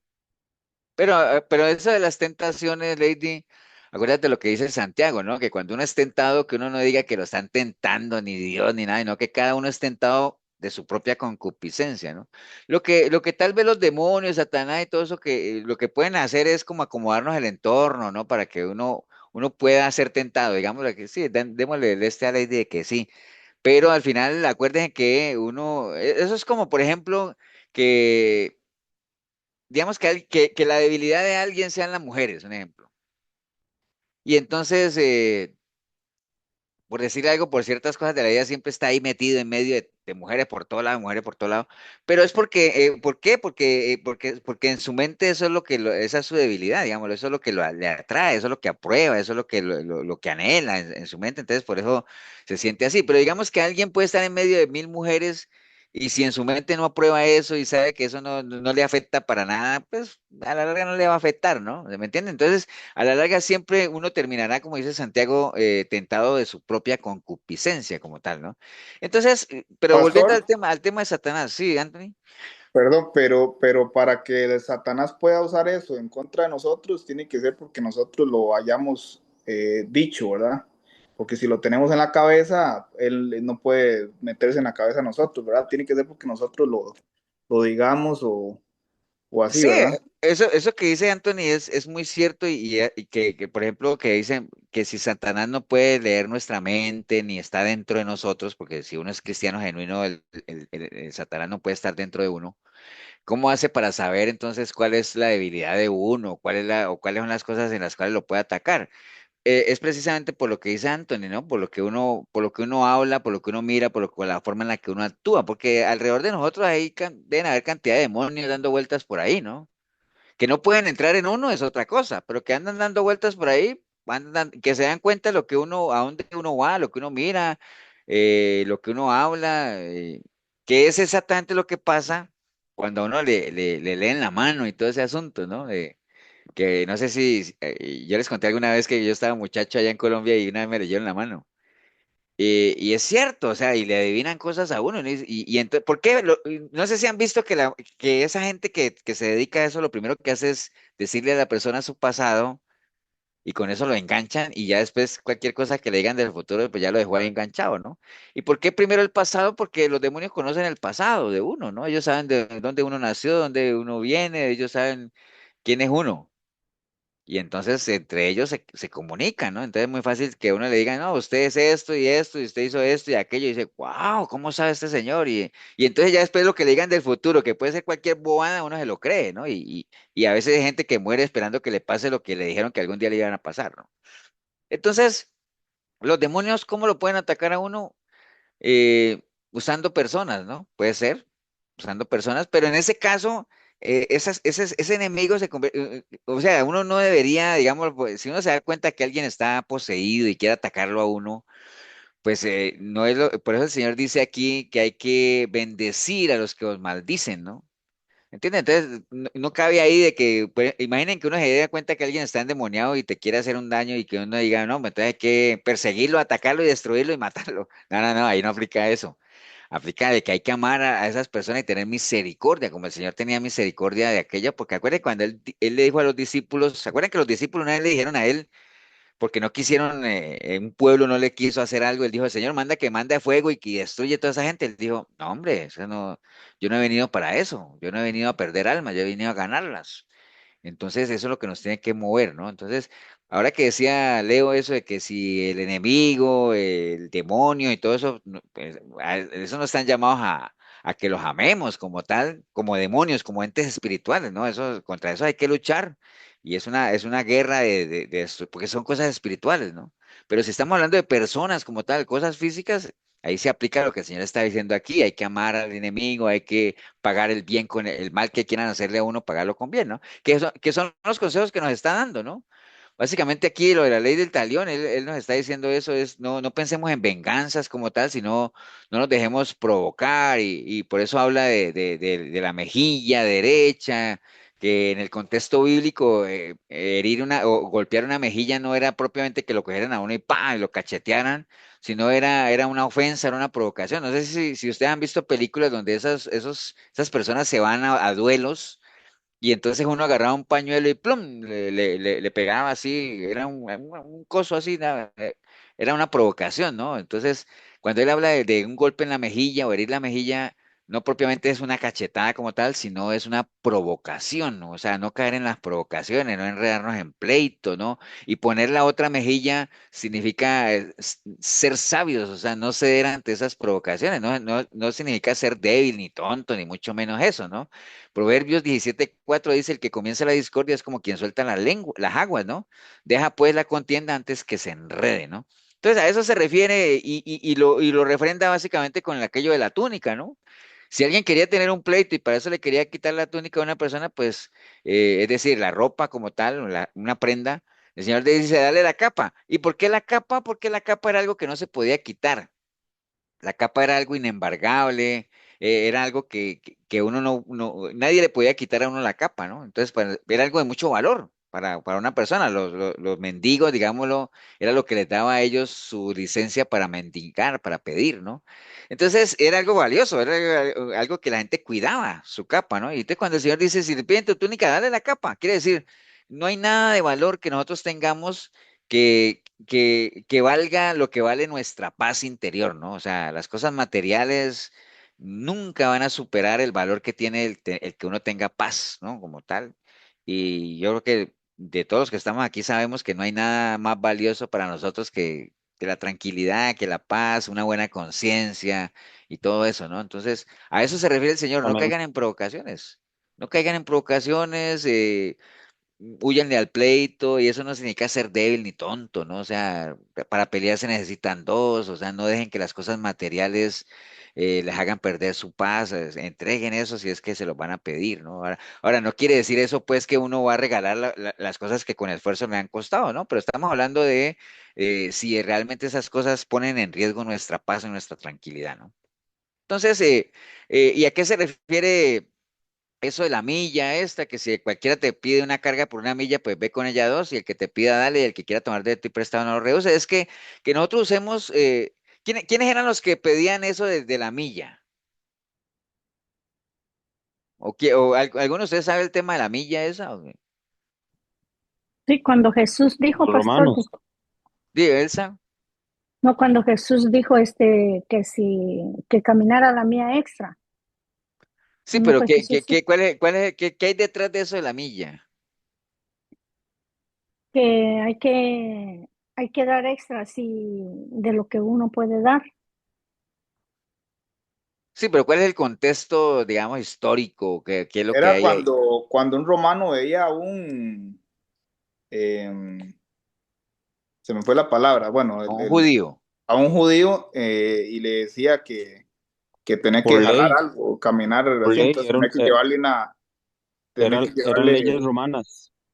Sí, había una ley romana que obligaba a los judíos a llevarle la carga a algún soldado, a alguien romano por una milla, ¿no? Entonces, un soldado romano o alguien romano podía poner a un judío a que le llevara su carga una milla, porque era por ley, ¿no? Que fue lo que le pasó a Simón de Cirene con la cruz del Ujú, con Señor. la cruz del Cuando la Señor. agarraron, le dije, hey, tú llévale ahí una milla la cruz a él, y él ni sabía por qué, pero lo tuvo que hacer, ¿no? No es que Simón de Sirene, ay, qué gran corazón de Simón de Sirene, que le cargó la cruz al Señor, no, lo obligaron, porque era una ley, ¿no? Entonces, cuando el Señor Ujú. está diciendo aquí eso, al pueblo judío, los que los ponían a cargar en una milla eran los romanos, eran los enemigos, ¿cierto? ¿Sí? Sí, es que se me Entonces, fue, pastor. el Señor lo que estaba diciendo aquí era que aprovechar esas oportunidades, ¿no? O sea, generalmente a veces nuestros enemigos tienen necesidades. Y cuando digo nuestros enemigos, estamos hablando de personas con las que tenemos contiendas, que no compartimos ciertas cosas, a veces tienen necesidades y a veces nos piden ayuda, ¿no? O se han portado mal con nosotros, lo que sea, que uno lo tomaría de pronto como una oportunidad para vengarse, para humillarlo cuando ellos estén pasando alguna necesidad o algo. Y entonces el Señor lo que nos pide es más bien que vayamos en contra de lo que nuestra naturaleza nos diría, ¿no? Que si vemos, como dice uno, no hacer árbol ¿cómo es? Leña del árbol caído, ni mucho menos eso, sino más bien mostrarnos de una manera diferente, ¿no? Y que si nos piden una milla, pues vamos dos, y si nos piden prestado, pues dale.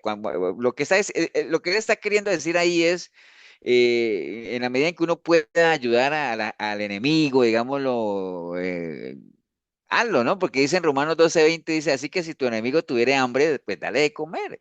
Y si tuviere sed, pues dale de beber. Pues haciendo estas ascuas de fuego amontonarás sobre tu cabeza. No seas vencido de lo malo, sino que vence el bien con el mal. Esto de ascuas de fuego en la cabeza tiene muchos significados.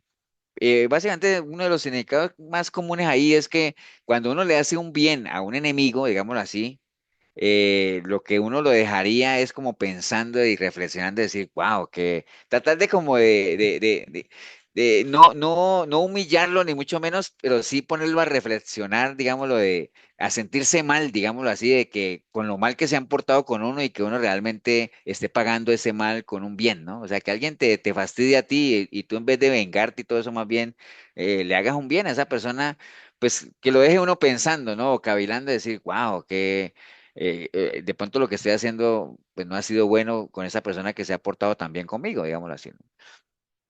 Entonces, bueno, amar a nuestros enemigos es una muestra de la naturaleza de Dios, ¿no? Entonces, el Señor lo que dice ahí en Mateo, ya al final de este dicho es, dice que uno no debe amar, digamos, qué gracia tiene, dice él básicamente cuando uno ama al que lo ama, ¿no? Que uno debe marcar la diferencia y vivir de una manera diferente, ¿no? Amar al enemigo, aborrecer que eso fue lo que le decían a uno. Los enemigos básicamente son para aborrecerlos, pero lo que nos viene a decir es que más bien hay que amar a los que os aborrecen, ¿no? Y siempre insistiendo en eso de que lo natural no es que uno ame al que lo odia a uno, sino que uno ama al que lo ama, ¿no? Como el Señor lo dice, yo amo al que me ama, pero él, básicamente el Señor lo que nos está diciendo aquí es a los enemigos propiamente como tal no les haga daño, porque el que ama pues no hace daño como tal, ¿no? ¿Qué recompensa tiene uno si solamente uno ama a los que le aman a uno? ¿Acaso eso no lo hacen los publicanos y todo ese asunto, ¿no? Entonces, es lo que él nos está dando como unas pinceladas para esa parte, ¿no? Romanos 5:10 dice, porque si siendo enemigos fuimos reconciliados con Dios por la muerte de su Hijo, pues mucho más estando reconciliados seremos salvos por su vida, ¿no? Ahora, pues, bueno, y hace énfasis en el asunto del amor, ¿no? Porque todo esto de amar al enemigo, a la larga lo que está haciendo énfasis es que si hay algo que nos debería caracterizar a nosotros es el amor como tal, ¿no? Estamos claros ahí en eso, ¿no?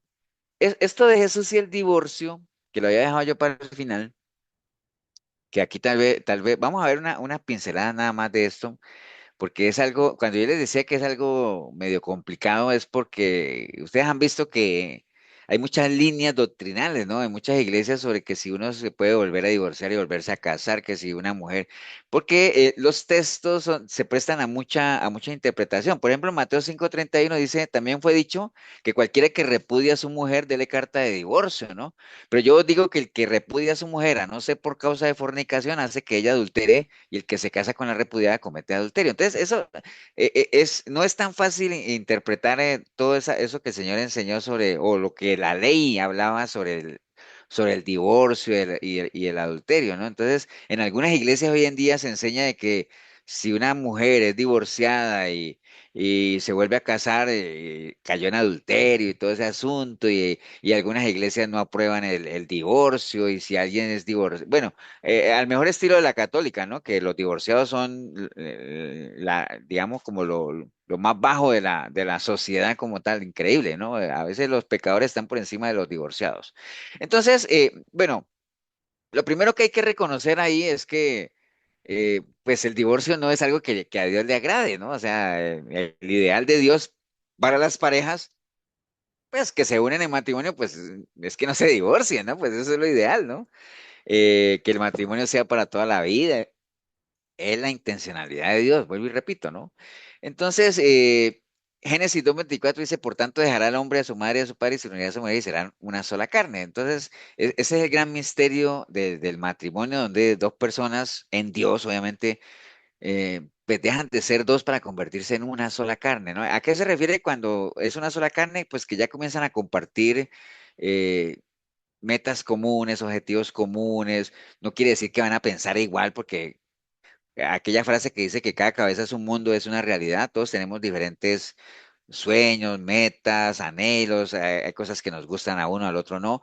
Y ahí es donde radica el gran misterio, cómo dos personas con sus propias metas, sus propios anhelos, todo eso pueden llegar a convertirse en una sola en cuanto a que comiencen a caminar por un objetivo común, ¿no? De sacar una relación adelante, como tal, ¿no?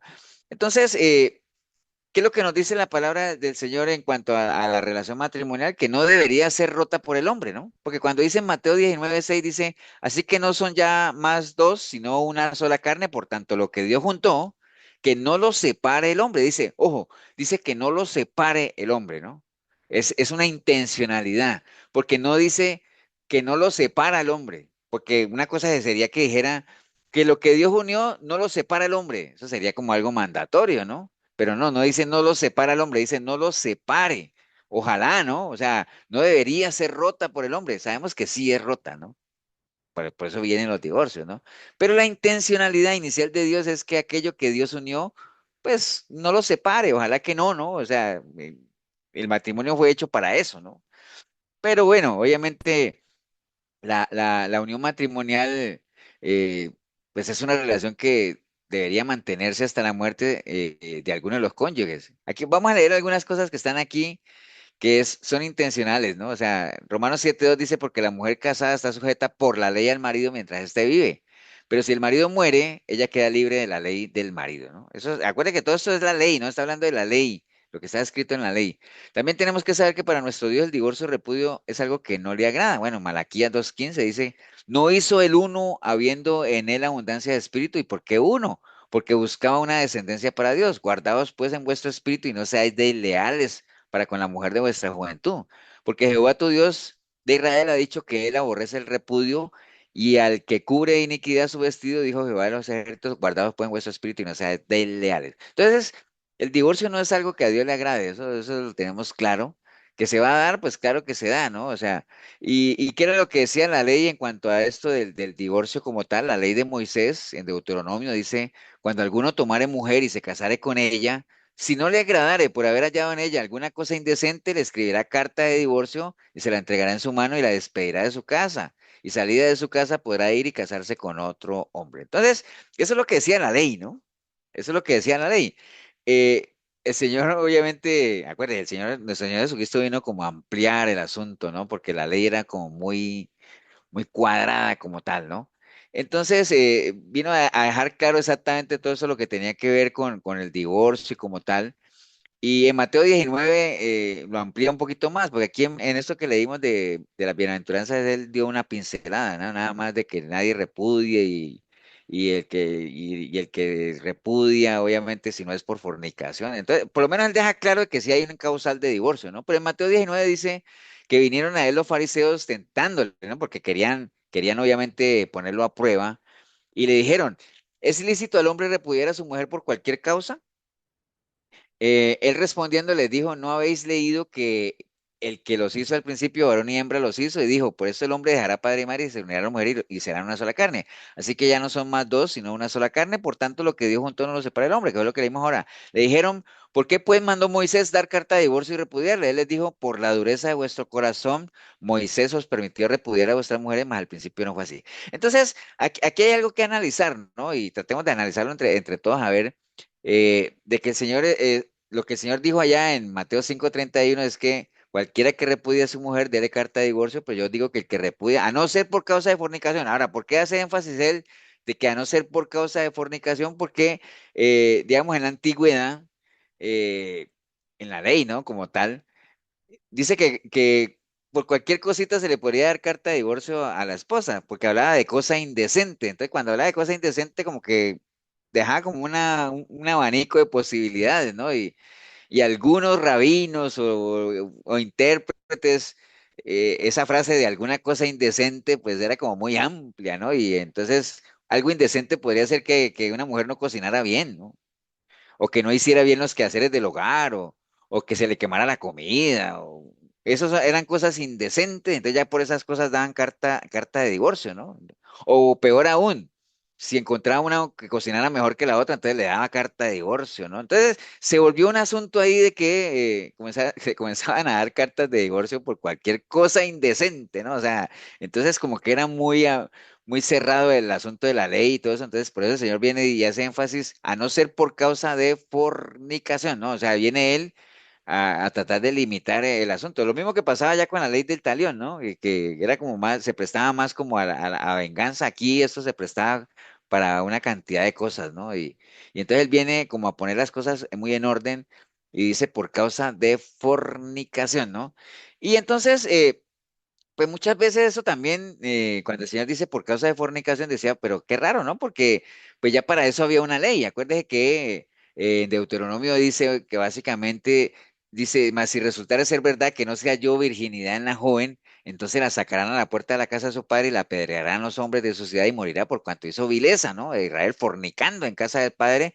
Así quitarás el mal del medio y si fueres sorprendido, lo que hablamos del adulterio. Entonces ya había una ley para eso. Entonces, ¿por qué se hacía énfasis en la fornicación, no? Entonces, y peor aún porque la ley ordenaba que murieran ambos, no solamente la mujer, ni mucho menos darle carta de divorcio por eso, porque si era detectada, digamos, la fornicación como tal, no era carta de divorcio, sino que la apedreaban como tal, ¿no?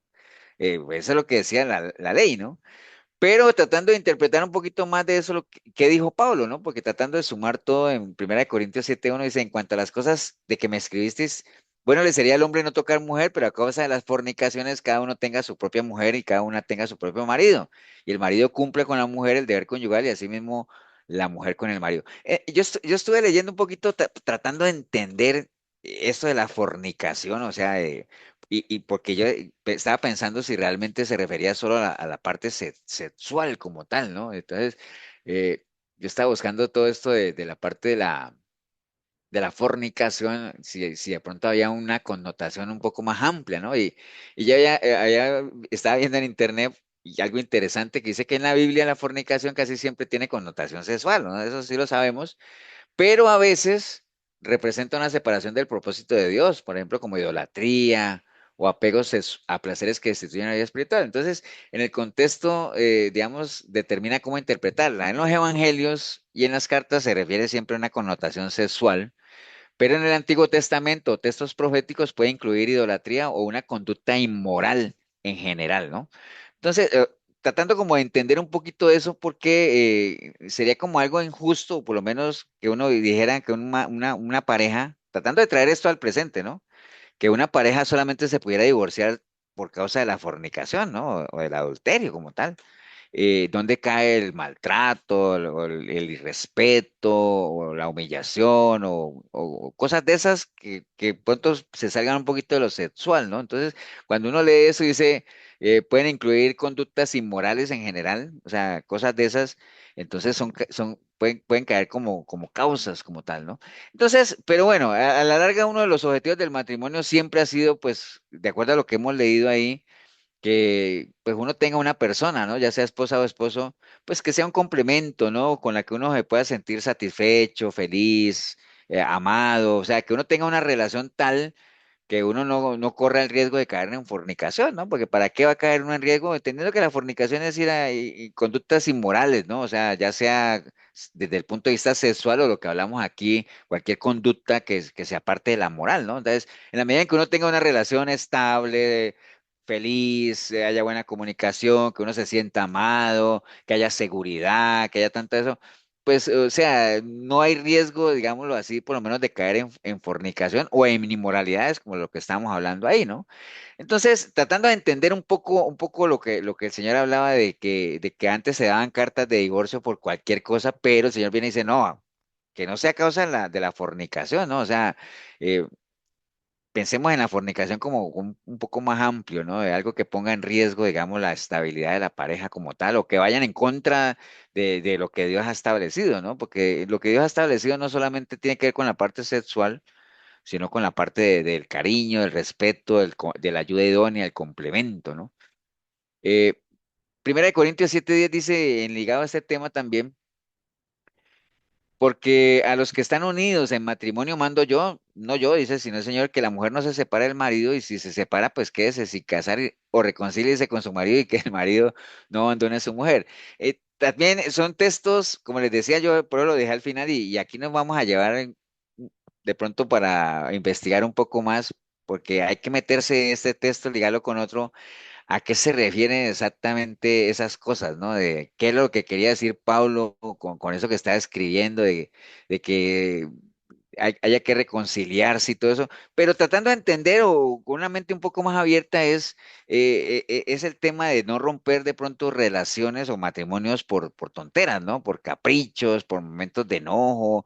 ¿Cuántas parejas no vemos que se divorcian por cosas que uno dice, bueno, se habrán hecho por lo menos el intento de solucionarlo, de hablarlo como tal, ¿no? O sea, entonces por eso el Señor trata de decir, bueno, que sean realmente cosas que valgan la pena, ¿no? Como tal, que cosas que tengan que ver con respeto, vicios, maltratos o cosas de esas, ¿no? Y no sea por cualquier cosa como se hacía en la antigüedad, ¿no? Que, como les dije ahorita, porque no cocinaba divorcio, ¿no? Y no crean que hoy en día estamos tan lejos de esos tiempos, ¿no? Hay parejas que se divorcian ¿y por qué creen ustedes que hay parejas que se divorcian tan fácilmente? Porque el amor no está tan, no está bien fundado. Sí, puede ser una razón. Porque en un Que- principio no pusieron a Dios en medio de su matrimonio. Digamos, se Sí. casaron sin conocimiento real de Dios. También. Yo es igual. Porque no es un matrimonio de Dios. Bueno, créeme que hay matrimonios supuestamente de Dios que también se divorcian. Pero ¿por qué se divorcian tan fácil? Por falta de amor. Por falta de amor, puede ser. Por falta de Dios. Falta de Por Dios. falta de tolerancia y de valores. Pero también una Porque está razón es, permitido. también puede estar permitido, todo eso está bien, lo que ustedes dicen, pero una razón también es que, digamos, a veces hay parejas que se divorcian muy fácil y sin ningún dolor, digámoslo así, porque bueno, el divorcio hay que verlo desde ese punto de vista también de que, pues a veces es mejor una pareja divorciada en paz que un matrimonio en guerra, ¿no? Pero, digamos, hay parejas que se divorcian por cualquier tontera también y lo hacen de una manera tan fácil porque el matrimonio tampoco, pues, representa para ellos gran cosa, ¿no? Entonces, cuando uno no le da tanto valor al matrimonio, pues perderlo pues tampoco es que le dé mucho, le afecte mucho que digamos, ¿no? Entonces, como hoy en día hay ¿no han visto ustedes parejas que dicen, no, pues casémonos a ver cómo nos va y si no, pues nos divorciamos? Entonces, ¿me entiendes? Es como muy ligero, muy liviano, ¿no? Entonces, el tema aquí, y tratando como le digo, es muy confuso realmente los diferentes versículos. ¿Por qué? Porque es que todo esto que el Señor está hablando aquí, lo que habla acá de que la mujer está y que no se puede casar, todo eso hace parte de la ley de los judíos en ese entonces, digámoslo así. Acuerden que la mujer era prácticamente casi que en el hogar una mujer era como un mueble más, ¿no? Digámoslo así, en esas culturas, ¿no? Entonces, la mujer estaba totalmente subordinada al marido y él era como, digamos que, y no en vano era eso de que hasta, digamos, ¿por qué podríamos, a ver si usted la agarra, ¿por qué en esos matrimonios uno podría casi que decir que cuando la mujer se casaba con un hombre era como que él la estaba bueno, ahí ya les estoy diciendo la estaba como comprando, ¿no? ¿Cierto que sí o no? Sí, ¿Cierto que sí? Porque sí. pagaba un precio, se firmaba un contrato, se llevaban un trato y la familia era como estar comprando una mujer, ¿cierto que sí? Entonces, la Ujú. mujer era prácticamente como un mueble, un bien más de lo que el marido tenía en la casa. Entonces, era como propiedad exclusiva de él. Entonces, no, si a él le daba la gana darle carta de divorcio para que se liberara y ella pues ya después podía ver qué hacía y todo ese asunto, pero eran las leyes de ese entonces. Entonces, a veces, hoy en día hay muchas iglesias que toman esto como si fuera de ahora y como el que aplicara para nosotros, ¿no? Y no, esas eran las leyes que estaban en ese entonces. Lo que sí el Señor recomienda aquí es, si una mujer está casada con un marido que no es creyente, que no es creyente, pues no lo abandone, ¿no? O sea, porque la mujer lo puede santificar. ¿En qué sentido? En que por su testimonio puede que ese hombre venga a los pies de Cristo y viceversa, como tal, es lo que recomienda el matrimonio, ¿no? Y cuando habla de que, por ejemplo, un matrimonio, hasta que uno de los dos muera, esa muerte no necesariamente es física, ¿no? También habla de la muerte espiritual, porque, por ejemplo, una pareja de cristianos que se casa en Dios y todo eso, pero en el caminar uno de los dos muere espiritualmente o cae en pecado, pues eso es causal de divorcio, ¿no? Porque está hablando ahí de que hasta que uno de los dos muera o la muerte y todo ese asunto, ¿no? Ahora sí era pastor, pero en una caída de esa inmediatamente ya eso es divorcio. Bueno, si es un pecado de muerte y que casi siempre en las parejas es el tema del adulterio, la fornicación y todo ese asunto, o que ya no hay respeto, o que, digamos, ya no hay, como dicen ustedes, ya no hay amor, aunque hemos hablado varias veces que el amor no es que se muera, sino que lo que se muere es como la admiración o el buen concepto que se tiene uno del otro.